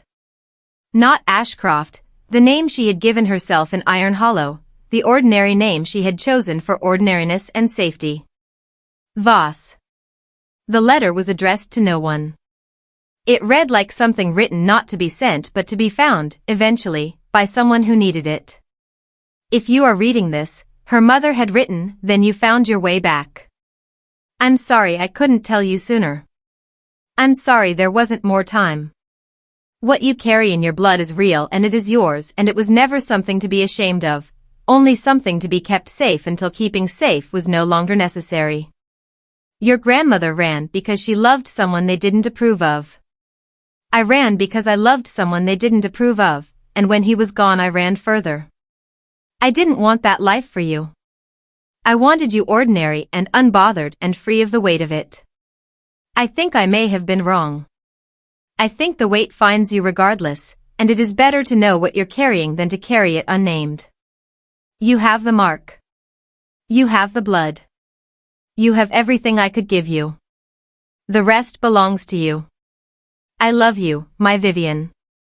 I love you the way my mother loved me and her mother before her, which is to say completely and beyond the ability of records or time or distance to diminish. Go home. Vivian stood at the reading table in the North Tower archive with her mother's letter in her hands, and the morning light came through the narrow window and fell across the page, and she let herself feel the full weight of it, the grief and the fury and the love and the loss and the strange, staggering, almost unbearable relief of finally having the second half of the story. She did not try to hold it back. She let the tears come, silently, without apology, and they were not the tears of someone broken but of someone who had been carrying something heavy for a very long time and had finally set it down in the right place. Kelvin said nothing. He moved close. Not in front of her, not demanding her attention, not requiring her to perform anything. Simply beside her, his arm a steady warmth at her back, his presence the thing it always was, solid, certain, a wall between her and the cold. She let herself lean into him. Just slightly. Just enough. His arm came around her without hesitation, without condition, holding her with the particular quality of someone who had decided that this was where they were meant to be and had no remaining uncertainty about it. She breathed. The archive was very quiet. After a long time she straightened. She looked down at the letter in her hands, at her mother's handwriting, at the 2 words at the end. Go home. She looked up at the window. At the morning light on the valley below. At the dark stone walls of Caldenmore holding the light in the way that had struck her upon arrival, that inexplicable quality of stone that seemed to remember warmth and give it back. She thought about resonance. About the low wordless note she had felt when the gates first came into view. About her wolf lifting her head. She looked at Kelvin. He was watching her with that steady amber gaze, and in his expression she could read everything he wasn't saying, the magnitude of what the documents meant, the political implications, the historical weight, all of it held carefully back, waiting, because right now none of it mattered as much as her. My grandmother was a king's daughter, Vivian said. Yes, Kelvin said. My mother was royal bloodline. Hidden, but real. Yes. Which means I am. Exactly who I told you were, he said quietly, before she could finish. When you were standing in a kitchen with flour on your face. His amber eyes were warm and certain. The records confirm the bloodline. They don't create who you are. That was already there. She looked at him for a long moment. Then she looked at the 3rd item on the table, the one she hadn't opened yet. A small sealed envelope, thinner than the others, no label. She reached for it and broke the seal. Inside was a single folded piece of paper, older than her mother's letter, the ink faded but legible, in a handwriting she didn't recognize. Strong, rounded, the hand of someone who had written with confidence. Her grandmother. Arya Voss. She knew it before she finished reading the first line. To whoever holds this mark after me. They will tell you that you do not belong. They will tell you that your blood does not qualify you, that your choices disqualify you, that where you have been determines where you may go. Do not believe them. The mark does not lie. The bond does not lie. The only things that do not lie are the oldest things, blood, bond, and the place that feels like home when you arrive in it. Trust those things. Trust yourself. You are enough. You have always been enough. The only thing that was ever missing was the record of it, and records can be rewritten. Welcome home, my girl. I waited a long time for you to find your way back. Vivian read it once. Then she folded it carefully and held it against her chest for a moment, above the silver crescent mark, above her heart, and felt 3 generations of women standing behind her like a tide that had been gathering for 40 years. She exhaled. She turned to Kelvin and found him watching her with an expression she had not seen from him before in its full form, not the contained warmth, not the controlled tenderness, but the real thing, open and unguarded and enormous, the expression of a man who was looking at something he loves completely and is no longer trying to measure or manage that fact. The records need to be updated, she said. Her voice was steady. Steadier than she expected. Oswin will begin this morning, Kelvin said. My name. My bloodline. All of it. All of it, he confirmed. She nodded once. Then she held out her hand, not tentatively, not with the careful testing quality of someone unsure of the ground, but fully, with the directness of a woman who knows what she is reaching for. He took it. The current moved between them, and it felt different now, not the jolt of first contact, not even the deep steady hum of the developing bond. It felt like something settling. Like the last piece of a very old thing finally finding its place. Vivian Voss, she said quietly, trying the name. Her real name. Her whole name. The name her grandmother had carried, the name her mother had hidden, the name that had been waiting in a sealed archive for 40 years for her to come and claim it. It fit. It fit the way her hand fit in his. The way Caldenmore had felt when she rode through the gates. The way home feels, not always comfortable, not always easy, but undeniable. Bone deep and certain. Vivian Voss, Kelvin repeated, and the way he said it was the way he said everything that mattered, like it was being stored somewhere careful, somewhere permanent. Outside the archive window, the sun had fully risen over the valley. The day was bright and enormous and entirely new. Chapter 7. The news moved faster than horses. Vivian learned this about kingdoms, about the specific organism of a royal court, the way information traveled through it, not through official channels but through the connective tissue of people who talked to other people who had reasons to listen. By the time she and Kelvin returned from the archives that morning, something had already shifted in the quality of attention inside Caldemore's walls. She felt it the way she felt weather, not yet visible, but present in the air, in the slight adjustments of posture as they passed through corridors, in the glances that were fractionally longer than the previous day's glances, carrying new calculations behind them. The court knew. Or the court knew enough. Cashin found them before they reached the main hall. He materialized at the corridor junction with the focused energy of a man who had been up since before the archive visit and had spent the intervening hours doing something productive and concerning. His expression was the most readable she had seen it, not alarmed. Cashin did not appear to do alarmed, but carrying the particular tight precision of someone managing several things simultaneously and needing to add one more. "We need to speak," he said. Privately. The small council chamber was a room she hadn't been in before, circular, stone, with a table that could seat 8 and currently seated 3. Cashin closed the door and remained standing, which told her the conversation was going to be short or urgent or both. "The Voss bloodline documentation," he began, his voice carrying the clean directness of a man who had decided that the courtesy of preamble was a luxury the situation didn't allow. "I've been in the records since before dawn. Not just the sealed section, the full archive going back to King Aldric's reign." He paused, the precise pause of someone organizing information into its correct sequence. "The documents were sealed 43 years ago, as recorded. What is not recorded, what exists only in the administrative correspondence files that most people don't know to look for, is who requested the sealing." Kelvin, seated at the table, was very still. "Who?" "Lord Aldric Fenrath." Cashin let the name land. He was King Aldric III's senior advisor at the time. "The equivalent of my current position." He looked at Vivian. He submitted a formal request to the royal archivist 14 days after Arya Voss disappeared, citing concerns about fraudulent bloodline claims and requesting the documents be sealed pending verification that could only be conducted with Arya present. A pause.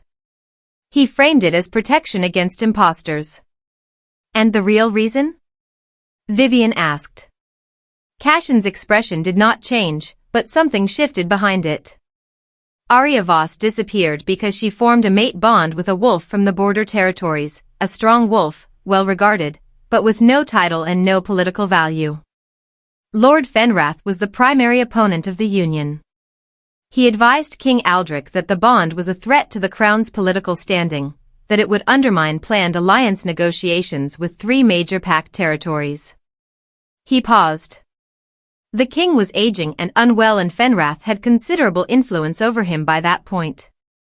He convinced Aldric to formally object to the bond. Arya was summoned to court to have the bond. Cashin chose his next word with visible precision, discouraged. The word sat on the table between them. Vivian thought about her grandmother's letter. "They will tell you that you do not belong."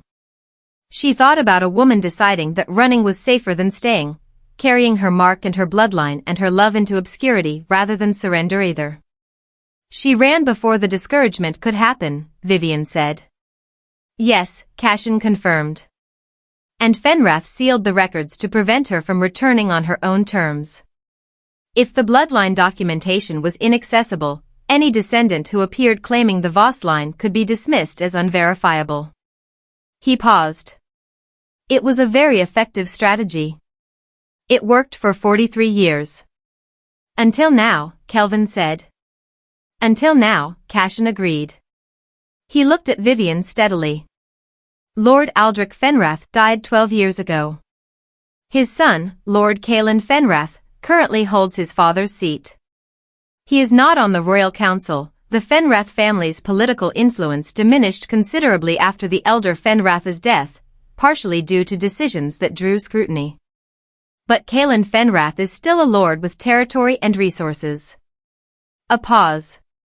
And he will know about the archive visit by this afternoon. The room was very quiet. Why would it matter to him? Vivian asked. His father sealed the records. His father is dead. The seal is broken now regardless. Cashin was quiet for a moment. A thinking quiet, the kind with structure inside it. The Fenrath family's diminished standing, he said carefully, is connected to a land dispute that occurred 8 years ago. A significant portion of their eastern territory, 3 townships and the associated farming land, was acquired by the crown during a debt proceeding. He held her gaze. That territory originally belonged to the Border family that Arya Voss bonded with. It was transferred to the Fenrath family by royal decree shortly after Arya disappeared, in what the documentation described as compensation for services rendered. He paused. If the Voss bloodline is verified and the circumstances of Arya's disappearance are officially reviewed, the legality of that original land transfer becomes questionable. Vivian absorbed this. She turned it over, examined its implications, followed the thread of it outward. So Kaelin Fenrath, she said slowly, has a material reason to contest my bloodline. Because if my grandmother's story is officially recognized, his family's land acquisition, the foundation of whatever wealth they still have, could be challenged. That is the concern, yes, Cashin said. Kelvin stood. It was not a dramatic movement, but it changed the energy of the room the way his movements always changed the energy of rooms, a decision being made that was also a force of nature. His amber eyes were the cold, controlled kind, the kind she had seen in the Iron Hollow corridor when Rourke had said her name wrong. Prepare the full documentation, he told Cashin. Everything from the archive. The original bloodline declaration, Marin's letter, Arya's letter, the administrative correspondence showing Fenratha's sealing request. All of it formally entered into the active royal record by end of day. His voice was even and absolute. I want it official before Kaelin Fenrath has the opportunity to frame the narrative. Already in progress, Cashin said, with the quiet satisfaction of someone whose preparation had been correctly anticipated. Kelvin looked at Vivian. Are you all right? She considered the question honestly, which was the only way she knew how to consider things. She assessed what she actually felt against what she might be expected to feel, sorted them, arrived at the truth. I'm not surprised, she said. Someone always benefits from someone else staying hidden. I've known that since I was 7. She paused. I want to understand it fully. I want to know everything about the original bond, about my grandmother's mate, about what was taken from that family. She held his gaze. That land belongs to their descendants. Not to Fenrath. Something moved across Kelvin's expression. That open, unguarded quality, there invisible and making no attempt to conceal itself. We'll find them, he said simply. Kaelin Fenrath arrived at Caldenmore 3 days later. He had not been invited. He had sent a message, formal, correctly worded, requesting an audience on a matter of urgent concern to the kingdom's historical record integrity, and Kelvin had granted it, because refusing the audience would have given Fenrath the ability to frame himself as a man being silenced, which was a far more dangerous position than giving him a room and letting him speak. Vivian was present. This had been her decision, stated to Kelvin the morning the message arrived, without qualification and without asking permission. She said, I will be in the room. He had looked at her for a moment and then said, good, with the simple directness of a man who had never intended to suggest otherwise. She sat to Kelvin's right at the council table. To his left was Cashin. Captain Dree stood at the door. The formal council chamber was full with the weight of what was about to happen. Kaelin Fenrath was younger than she had somehow imagined, perhaps 40, with his father's type of looks filtered through a generation that had lived with less certainty. He was well-dressed, well-composed, with the careful bearing of a man who had prepared for this meeting extensively and intended to demonstrate that preparation. He looked at the assembled council members as he entered. He looked at Kelvin. And then his gaze moved to Vivian, and she watched him recalibrate, watched him take in her position at the table, her stillness, her expression, and update whatever model of this meeting he had arrived with. He was smart enough to understand immediately that the model needed significant revision.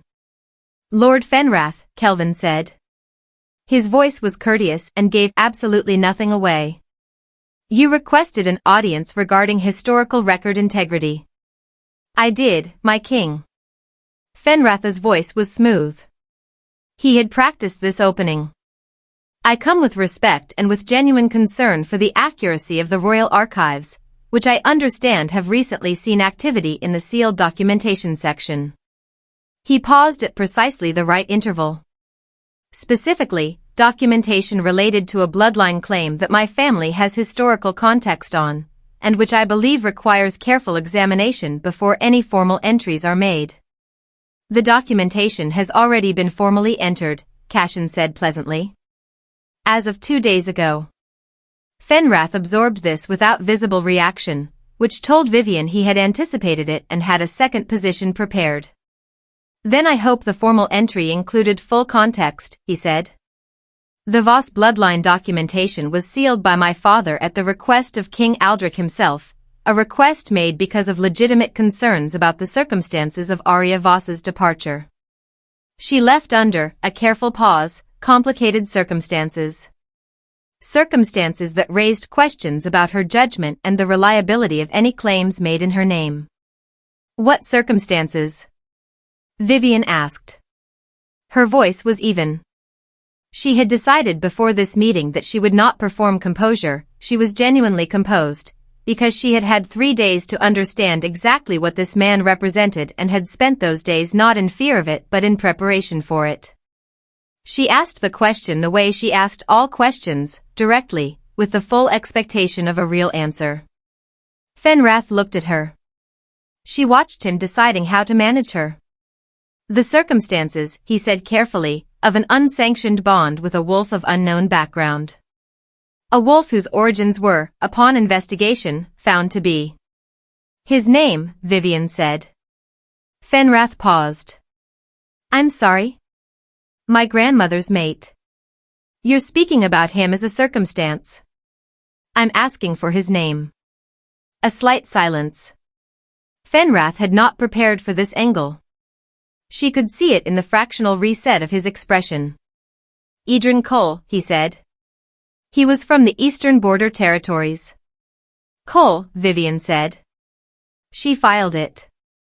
She would come back to it. And the land currently held by the Fenrath family in the eastern territories, the 3 townships transferred by royal decree shortly after my grandmother's disappearance, that land was the Cole family's land. The room was very still. Fenrath's composure held, but it was holding the way ice holds in late winter, intact on the surface, with audible pressure underneath. The transfer was conducted through entirely legal proceedings? The transfer was conducted, Cashin said, with the pleasant, precise voice of a man laying a document on a table, 14 days after your father submitted the request to seal the Voss bloodline documentation. The timing is documented. He paused. As is the royal decree, which cites your father's assistance with a matter of court sensitivity as the basis for compensation. Another pause. We found the correspondence. Fenrath looked at Cashin. He looked at Kelvin. He looked at Vivian. She met his eyes steadily and thought about her grandmother running through the night with a mark on her collarbone and a life she had chosen being dismantled behind her. She thought about her mother dying at 41 carrying a secret heavy enough to cross territories. She thought about a land record that said she was dead and had perhaps never been entirely accidental. She felt no triumph. She felt something quieter and more final than triumph, the specific feeling of a weight being correctly identified and correctly placed after a long time of being carried without a name. Lord Fenrath, Kelvin said. His voice had dropped to the register she recognized, the quiet one, the one that didn't need volume because it had something heavier than volume behind it. You came here to contest a bloodline.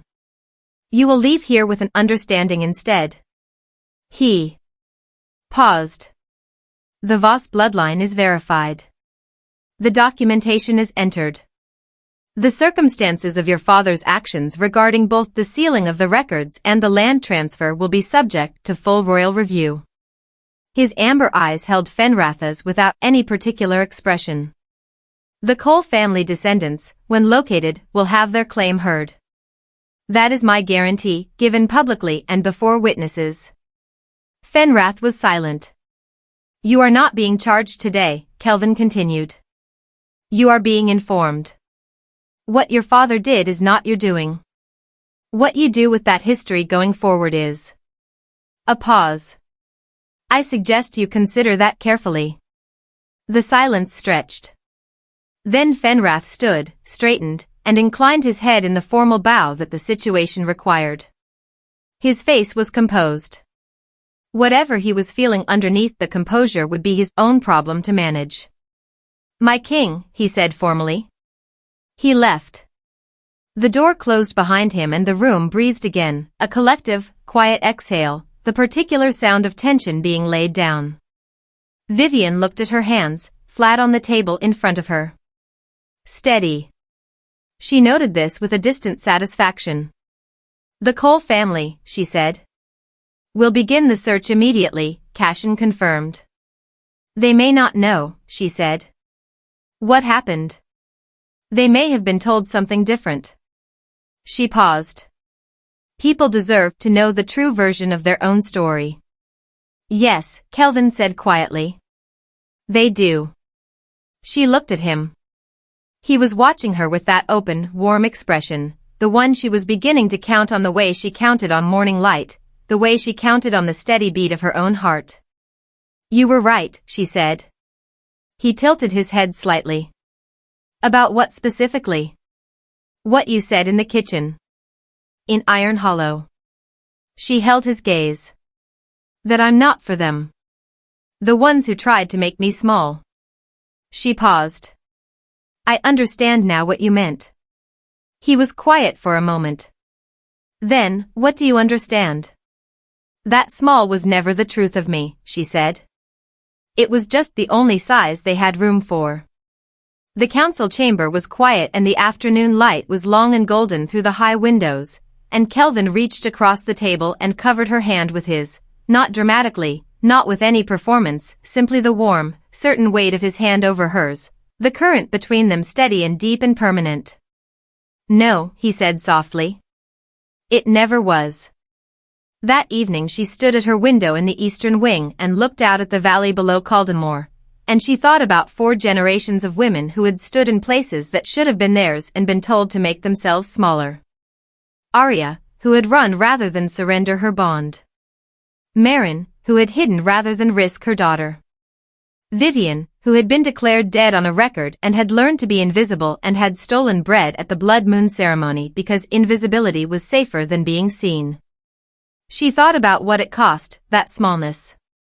Not just the obvious losses, the land, the records, the history, the name, but the quieter ones.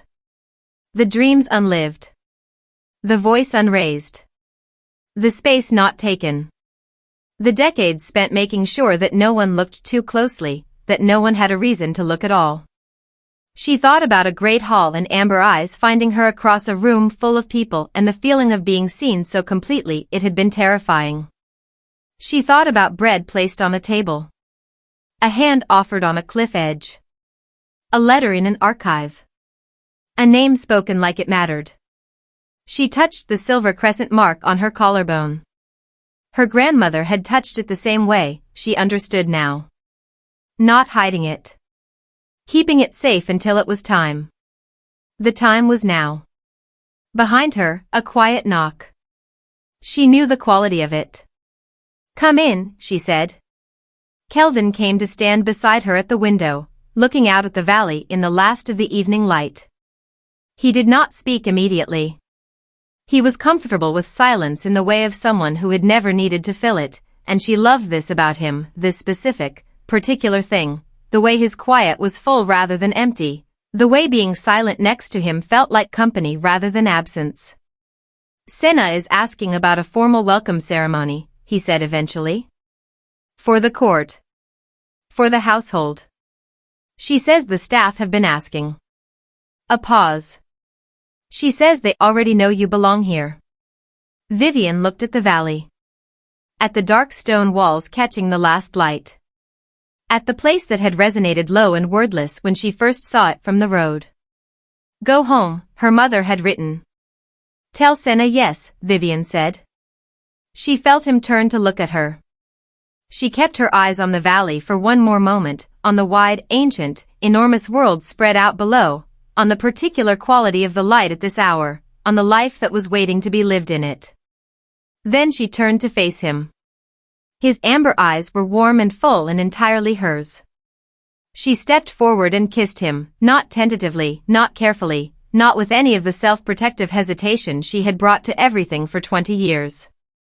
She kissed him the way her grandmother had loved, the way her mother had loved, completely and beyond the ability of records or time or distance to diminish.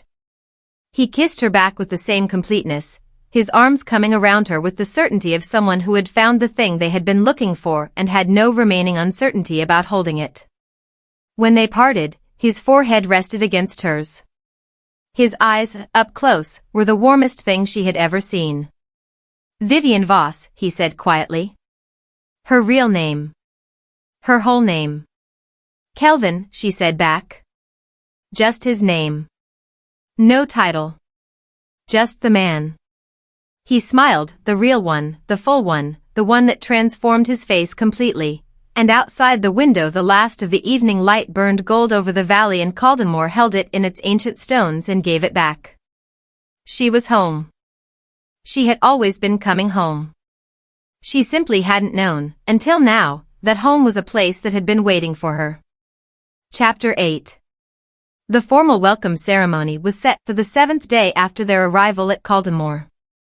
Senna organized it with the quiet thoroughness she brought to everything, not an elaborate production, nothing that would overwhelm or perform, but something with weight and meaning and the specific quality of permanence. A household gathering, she called it, which in Caldenmore's language meant every member of the royal seat's staff and council assembled in the great hall to formally acknowledge the presence of a new permanent member of the household. It was, Senna explained, the oldest ceremony in the keep's tradition, older than coronations, older than blood moon declarations, older than the formal political machinery that had grown up around the Alpha King's seat over 4 centuries. It was how Caldenmore said, "You are ours and we are yours and this is now fixed." Vivian spent the morning of the 7th day in the eastern wing with Senna and a quiet seamstress named Bryn who worked with the focused economy of someone for whom clothing was a language she spoke fluently and took seriously. The dress they produced was not the spectacular armored kind, not the kind designed to make a statement about power or lineage or political significance. It was deep green, the color of the highland forest at dusk, Bryn said, the color that had historically been associated with the Voss line in the old records, simply cut, perfectly fitted, with a neckline that sat exactly right for the silver crescent mark to be visible. Not hidden. Not displayed with performance. Simply present, the way truth is present when it has stopped needing to justify itself. Senna stood back when it was finished and looked at Vivian with the expression of someone whose professional satisfaction ran deeper than craft. Your grandmother would have recognized you, Senna said quietly. Vivian looked at her. You knew about the bloodline. Before the archive. Senna was quiet for a moment. I've run this household for 22 years. I know the old records, the old stories. A slight pause. When the king came back from Iron Hollow with you, I looked at your collarbone and I looked at your eyes and I went to the archive that same evening. She met Vivian's gaze directly.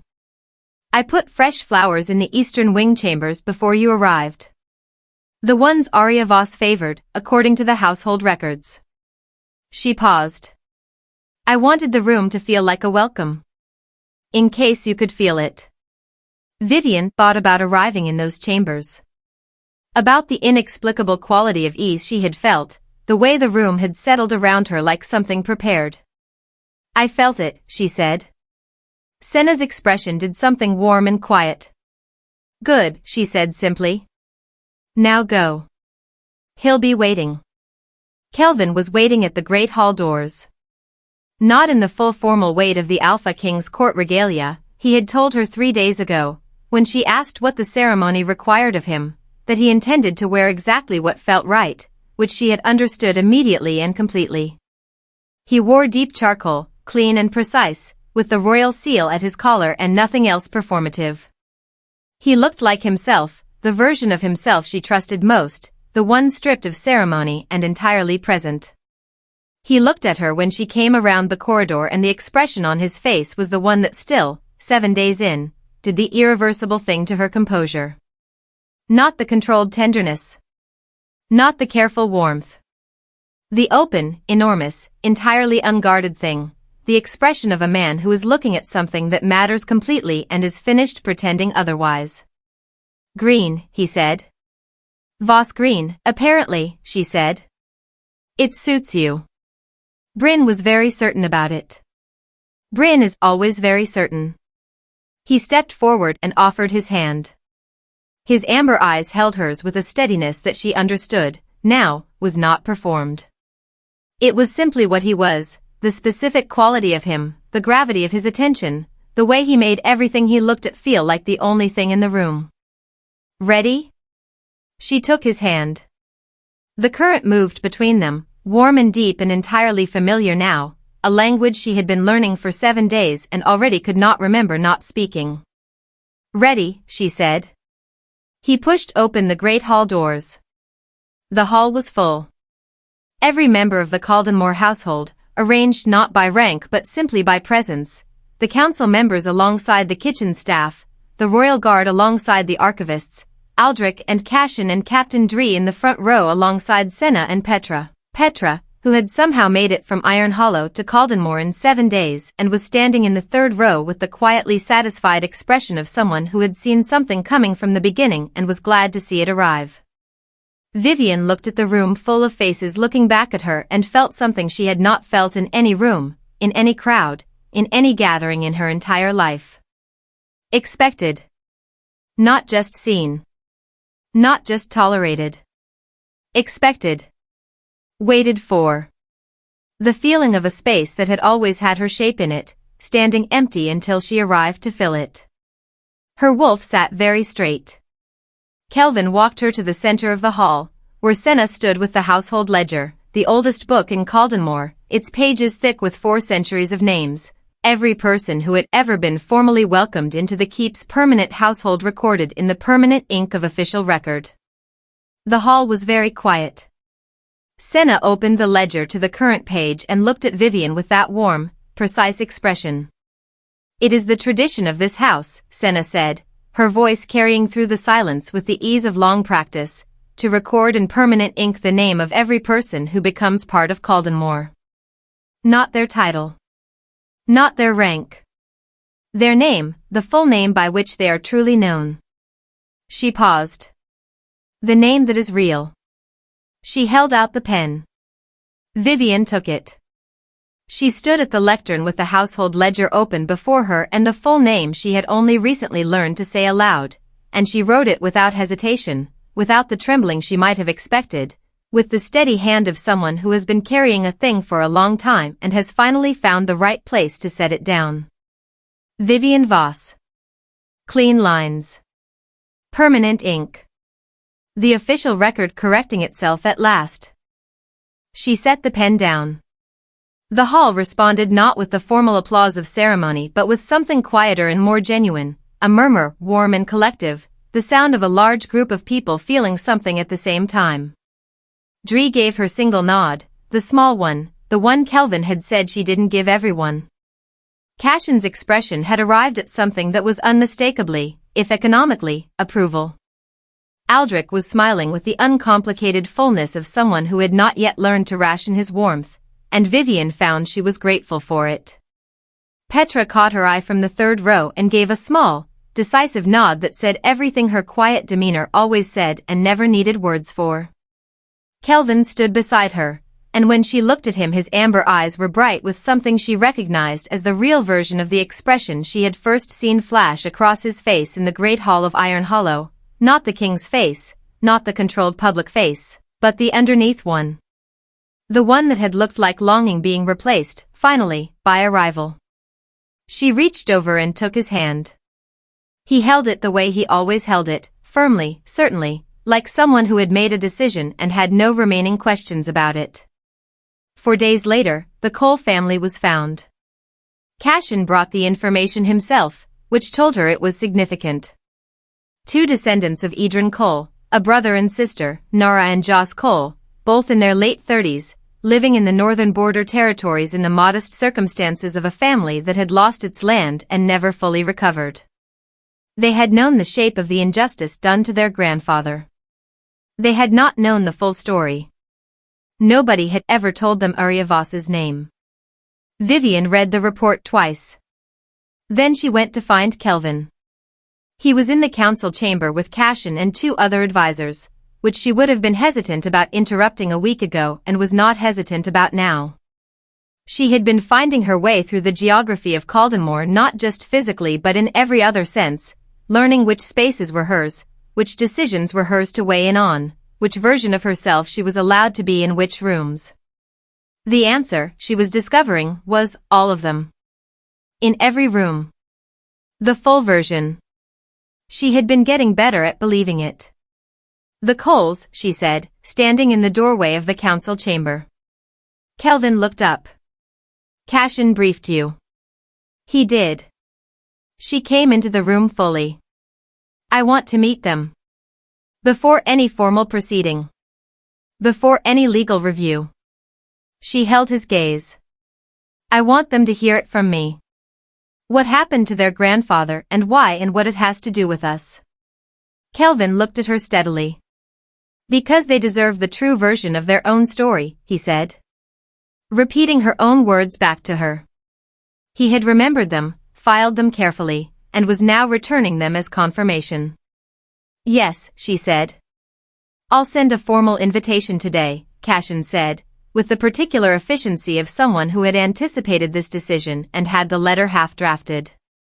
Nara and Joss Cole arrived at Caldenmore on a grey morning 12 days after Vivian's arrival, riding up the approach with the careful posture of people who had been told something significant and were not yet sure what to do with the size of it. They were brought to the small receiving room, not the formal council chamber, not the great hall, but the spare functional room that Kelvin had claimed in Iron Hollow and that Vivian had come to associate with conversations that were allowed to be real. She met them without court formality. No ceremony, no official positioning. She sat at the table and they sat across from her and she told them everything she knew, her grandmother Arya, the bond, Fenratha's interference, the sealed records, the land transfer, all of it, in the direct, unflinching way she had of telling true things, leaving nothing out and adding nothing performative. Nara Cole was quiet through most of it. She was a composed woman with watchful eyes and the particular stillness of someone who had learned not to react until they had the full picture. Her brother Joss was less contained. She saw the emotion move across his face in waves, anger and grief and something that kept arriving at the surface and being pressed back down. When Vivian finished, the room was quiet for a long time. He never stopped talking about her, Nara said finally. Her voice was careful and low. Our grandfather. Even when he was very old. He said she paused, the one true thing that happened to him. She looked at Vivian. He said she didn't leave because she stopped caring. He said he always believed she didn't leave by choice. She didn't, Vivian said. She ran because staying meant giving up the bond. She carried it with her for the rest of her life. She paused. My mother never named her father. I think now that he may have been your grandfather's son. Which would make you, she stopped, the full shape of it arriving as she said it aloud, family. The silence that followed was the kind that changes the entire shape of a room. Joss Cole pressed the back of his hand against his mouth for a moment. His sister reached over and covered his other hand with hers. Vivian waited. She had learned, in the last 12 days, that some things needed space to be felt before they could be spoken. The land, Nara said finally, looking up. Is that why we were invited? For the legal review? Partly, Vivian said honestly. The legal review will happen. The transfer will be contested and the finding is not in question, Cashin is certain of it.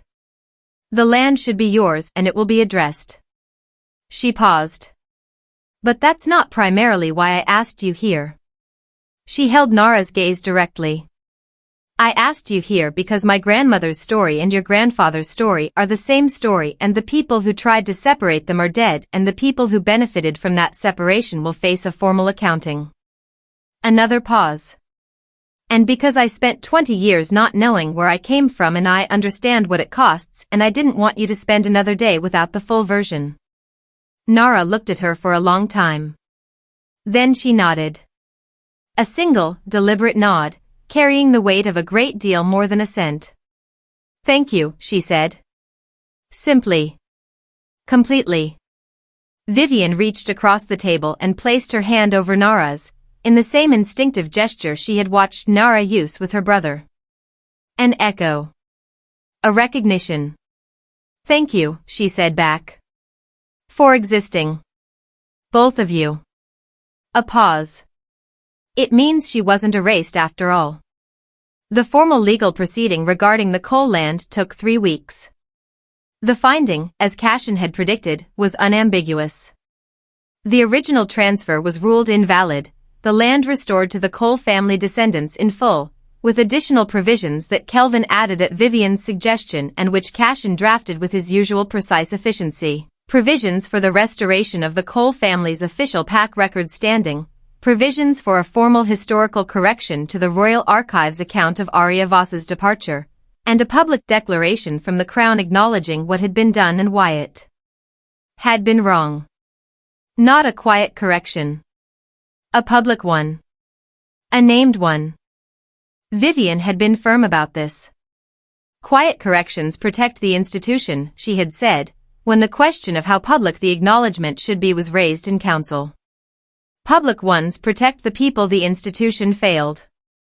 She had met the council members' eyes steadily. We do the public one. Kelvin had said nothing. She had felt him looking at her with that warm, open expression. She had kept her eyes on the council. The public declaration went out on a clear morning in the 4th week, carried by royal messenger to every packed territory in the kingdom. Vivian stood at the window of the eastern wing when the messengers rode out through Caldemore's gates, watching them cross the valley and disperse toward the roads, and felt something settle in her chest with the finality of a last door closing on a house that had been locked for too long. Justice had a specific feeling, she was learning. Not triumphant. Not loud. Something quieter and more durable, the feeling of a thing being correctly weighted and correctly placed, of a story being given the ending it had always deserved but had never been allowed to reach. Kelvin came to stand beside her. They watched the messengers until the last one disappeared into the tree line. Your grandmother, he said quietly. What do you think she would have said about all of this? Vivian thought about the letter in the archive. About the rounded, confident handwriting.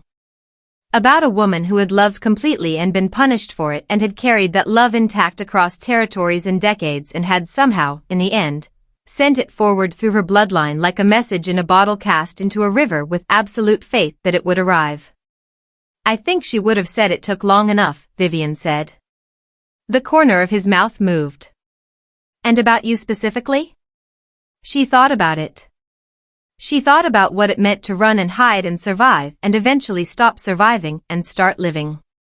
She thought about kitchens and cliff edges and archives and a name written in permanent ink in a 400-year-old ledger. I think she would have said I got the important things right, Vivian said. Even if I came to them the long way around. Kelvin was quiet for a moment. Then he turned from the window and faced her fully, and his expression was the open one, the real one. The one she had been counting on every morning for a month now with the same certainty with which she counted on the eastern light falling across the reading chair. I have a question, he said. She looked at him. Ask it properly, she said. Which was what she had said on the cliff edge in Iron Hollow, and she said it now knowing that he would remember, and watched his smile arrive in full, the real one, the complete one. He took both her hands in his. He looked at her the way he had looked at her in that great hall 3 weeks ago across a room full of kneeling wolves, as if she were the only real thing, as if everything else was peripheral, as if he had been waiting for exactly this. Vivian Voss, he said. Her full name. Her real name. The one that had always been hers. You came into the blood moon ceremony to steal bread. You ran from me in a corridor. You told me you had nothing to offer and your knees had forgotten how to kneel. His amber eyes were warm and certain and entirely unguarded. You are the most extraordinary person I have ever met, and I have been the Alpha King for 14 years and I have met everyone. She laughed. It surprised her, a real laugh, full and unguarded, the kind she was still getting used to having. I have governed 11 packs, he continued, his voice dropping slightly, serious now beneath the warmth. I have sat in rooms full of the most powerful wolves on this continent and felt nothing but the specific loneliness of a man surrounded by people who want things from him. He paused. And then you stood in a great hall with flour on your face and refused to kneel and looked at me like I was an inconvenience, and my wolf went still for the first time in 14 years. Another pause. I would like to spend the rest of my life being looked at like an inconvenience by you specifically. That can absolutely be arranged, she said. He smiled again. Then, seriously, be my mate. Formally. Completely. Not as a political declaration or a royal proceeding. His hands tightened around hers. As the person I choose. As the person I will always choose. As the woman who is the truest thing that has ever happened to me. The eastern wing window was full of morning light. Caldenmore held it in its ancient stones and gave it back the way it always did. Below, the valley was wide and bright and enormous. Vivian thought about all the ways she had been made to feel small. About all the rooms she had stood in at the edges of and all the records that had tried to erase her and all the years she had spent being invisible and calling it survival. She thought about the size of her. The actual size. The full one. The one that had always been there, waiting for enough space. Yes, she said. It was the same word she had said on the cliff edge. It was entirely different. It was larger and more certain and more irrevocable, and she said it with the full weight of everything she was, the complete version, the one she was still discovering the edges of and intended to spend a long time exploring. He kissed her in the morning light, and the current that moved between them was the settled, permanent kind, not lightning, not a jolt, not even the deep steady hum of a developing bond. It was simply the feeling of two people who have found each other after a long time of not knowing they were looking, and have decided, with full information and complete clarity, to stay. 3 months later, Vivian stood in the great hall of Caldenmore before the full assembled court of the Alpha King's kingdom. 11 pack alphas and their councils. The royal household. The Cole family in a place of honor in the front row, Nara with her watchful eyes and her quiet dignity, Joss with his uncomplicated warmth, both of them now official members of the extended royal household, the loose new family that Caldenmore was becoming around its center. Cashin stood to one side with the formal documentation. Dree stood at her post with her usual contained vigilance.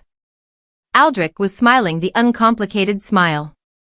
Senna stood near the back with her household ledger and the expression of a woman who had been waiting for this day for 22 years without knowing exactly what it would look like and had found the reality superior to anything she could have constructed. Petra was in the third row. She would always be in the third row. Vivian had stopped finding this surprising and started finding it right. And Kelvin stood before her at the center of the great hall with his amber eyes and his real smile, the full one, the one she had been watching arrive more and more easily over the last 3 months, as if the muscles required for it were strengthening with practice, and the simple, certain quality of a man who had come home to a place he hadn't known he was missing until he found it. The formal ceremony was exactly what it was supposed to be: old words, permanent record, the weight of 4 centuries of tradition behind every syllable. But underneath the formality, underneath the official language and the assembled power and the political significance of every person in the room, it was simply this: 2 people who had both spent a long time alone choosing, with full clarity and complete certainty, not to be alone anymore. When it was done and the hall responded with the sound of wolves acknowledging something that was right, not polite applause, not political performance, but the genuine sound of a large group of people recognizing truth when it is placed in front of them. Kelvin looked at her with his whole face and she looked back at him with hers. "How does it feel?" he asked quietly. "Just for her." She thought about an orphan girl in a servant's quarters with a cloth sack containing a comb and a stone and half a loaf of bread. She thought about a window opened with rust-stiff fingers, a drop to cold soft ground, a forest swallowing her whole. She thought about amber eyes finding her across a great hall and the feeling of being seen so completely it had been terrifying. She thought about all the people who had tried to write her story for her, the village elder and the lord and the beta and the sealed records and the deliberately incorrect death notice, and about the fact that she had written the last chapter herself in permanent ink in a 400-year-old ledger. Vivian Voss. She thought about her grandmother casting a love letter into the archive like a message in a bottle and her mother pressing a smooth stone into a small girl's hand and saying, "This is yours, keep it safe," and about the way both of them had carried the important things forward through impossible circumstances with the specific stubborn faith of women who believed that the right ending existed and was worth holding out for. She thought about the size of her. The actual, full, complete size. The one that had always been there. "It feels," she said, "like the right size." He understood. He always understood. He took her hand and the current moved between them, warm and permanent and entirely theirs, and the great hall of Caldenmore held the sound of something true being celebrated, and the ancient stones caught the light and gave it back. Outside, the valley was wide and bright. The world was large. She was large enough for it. The end.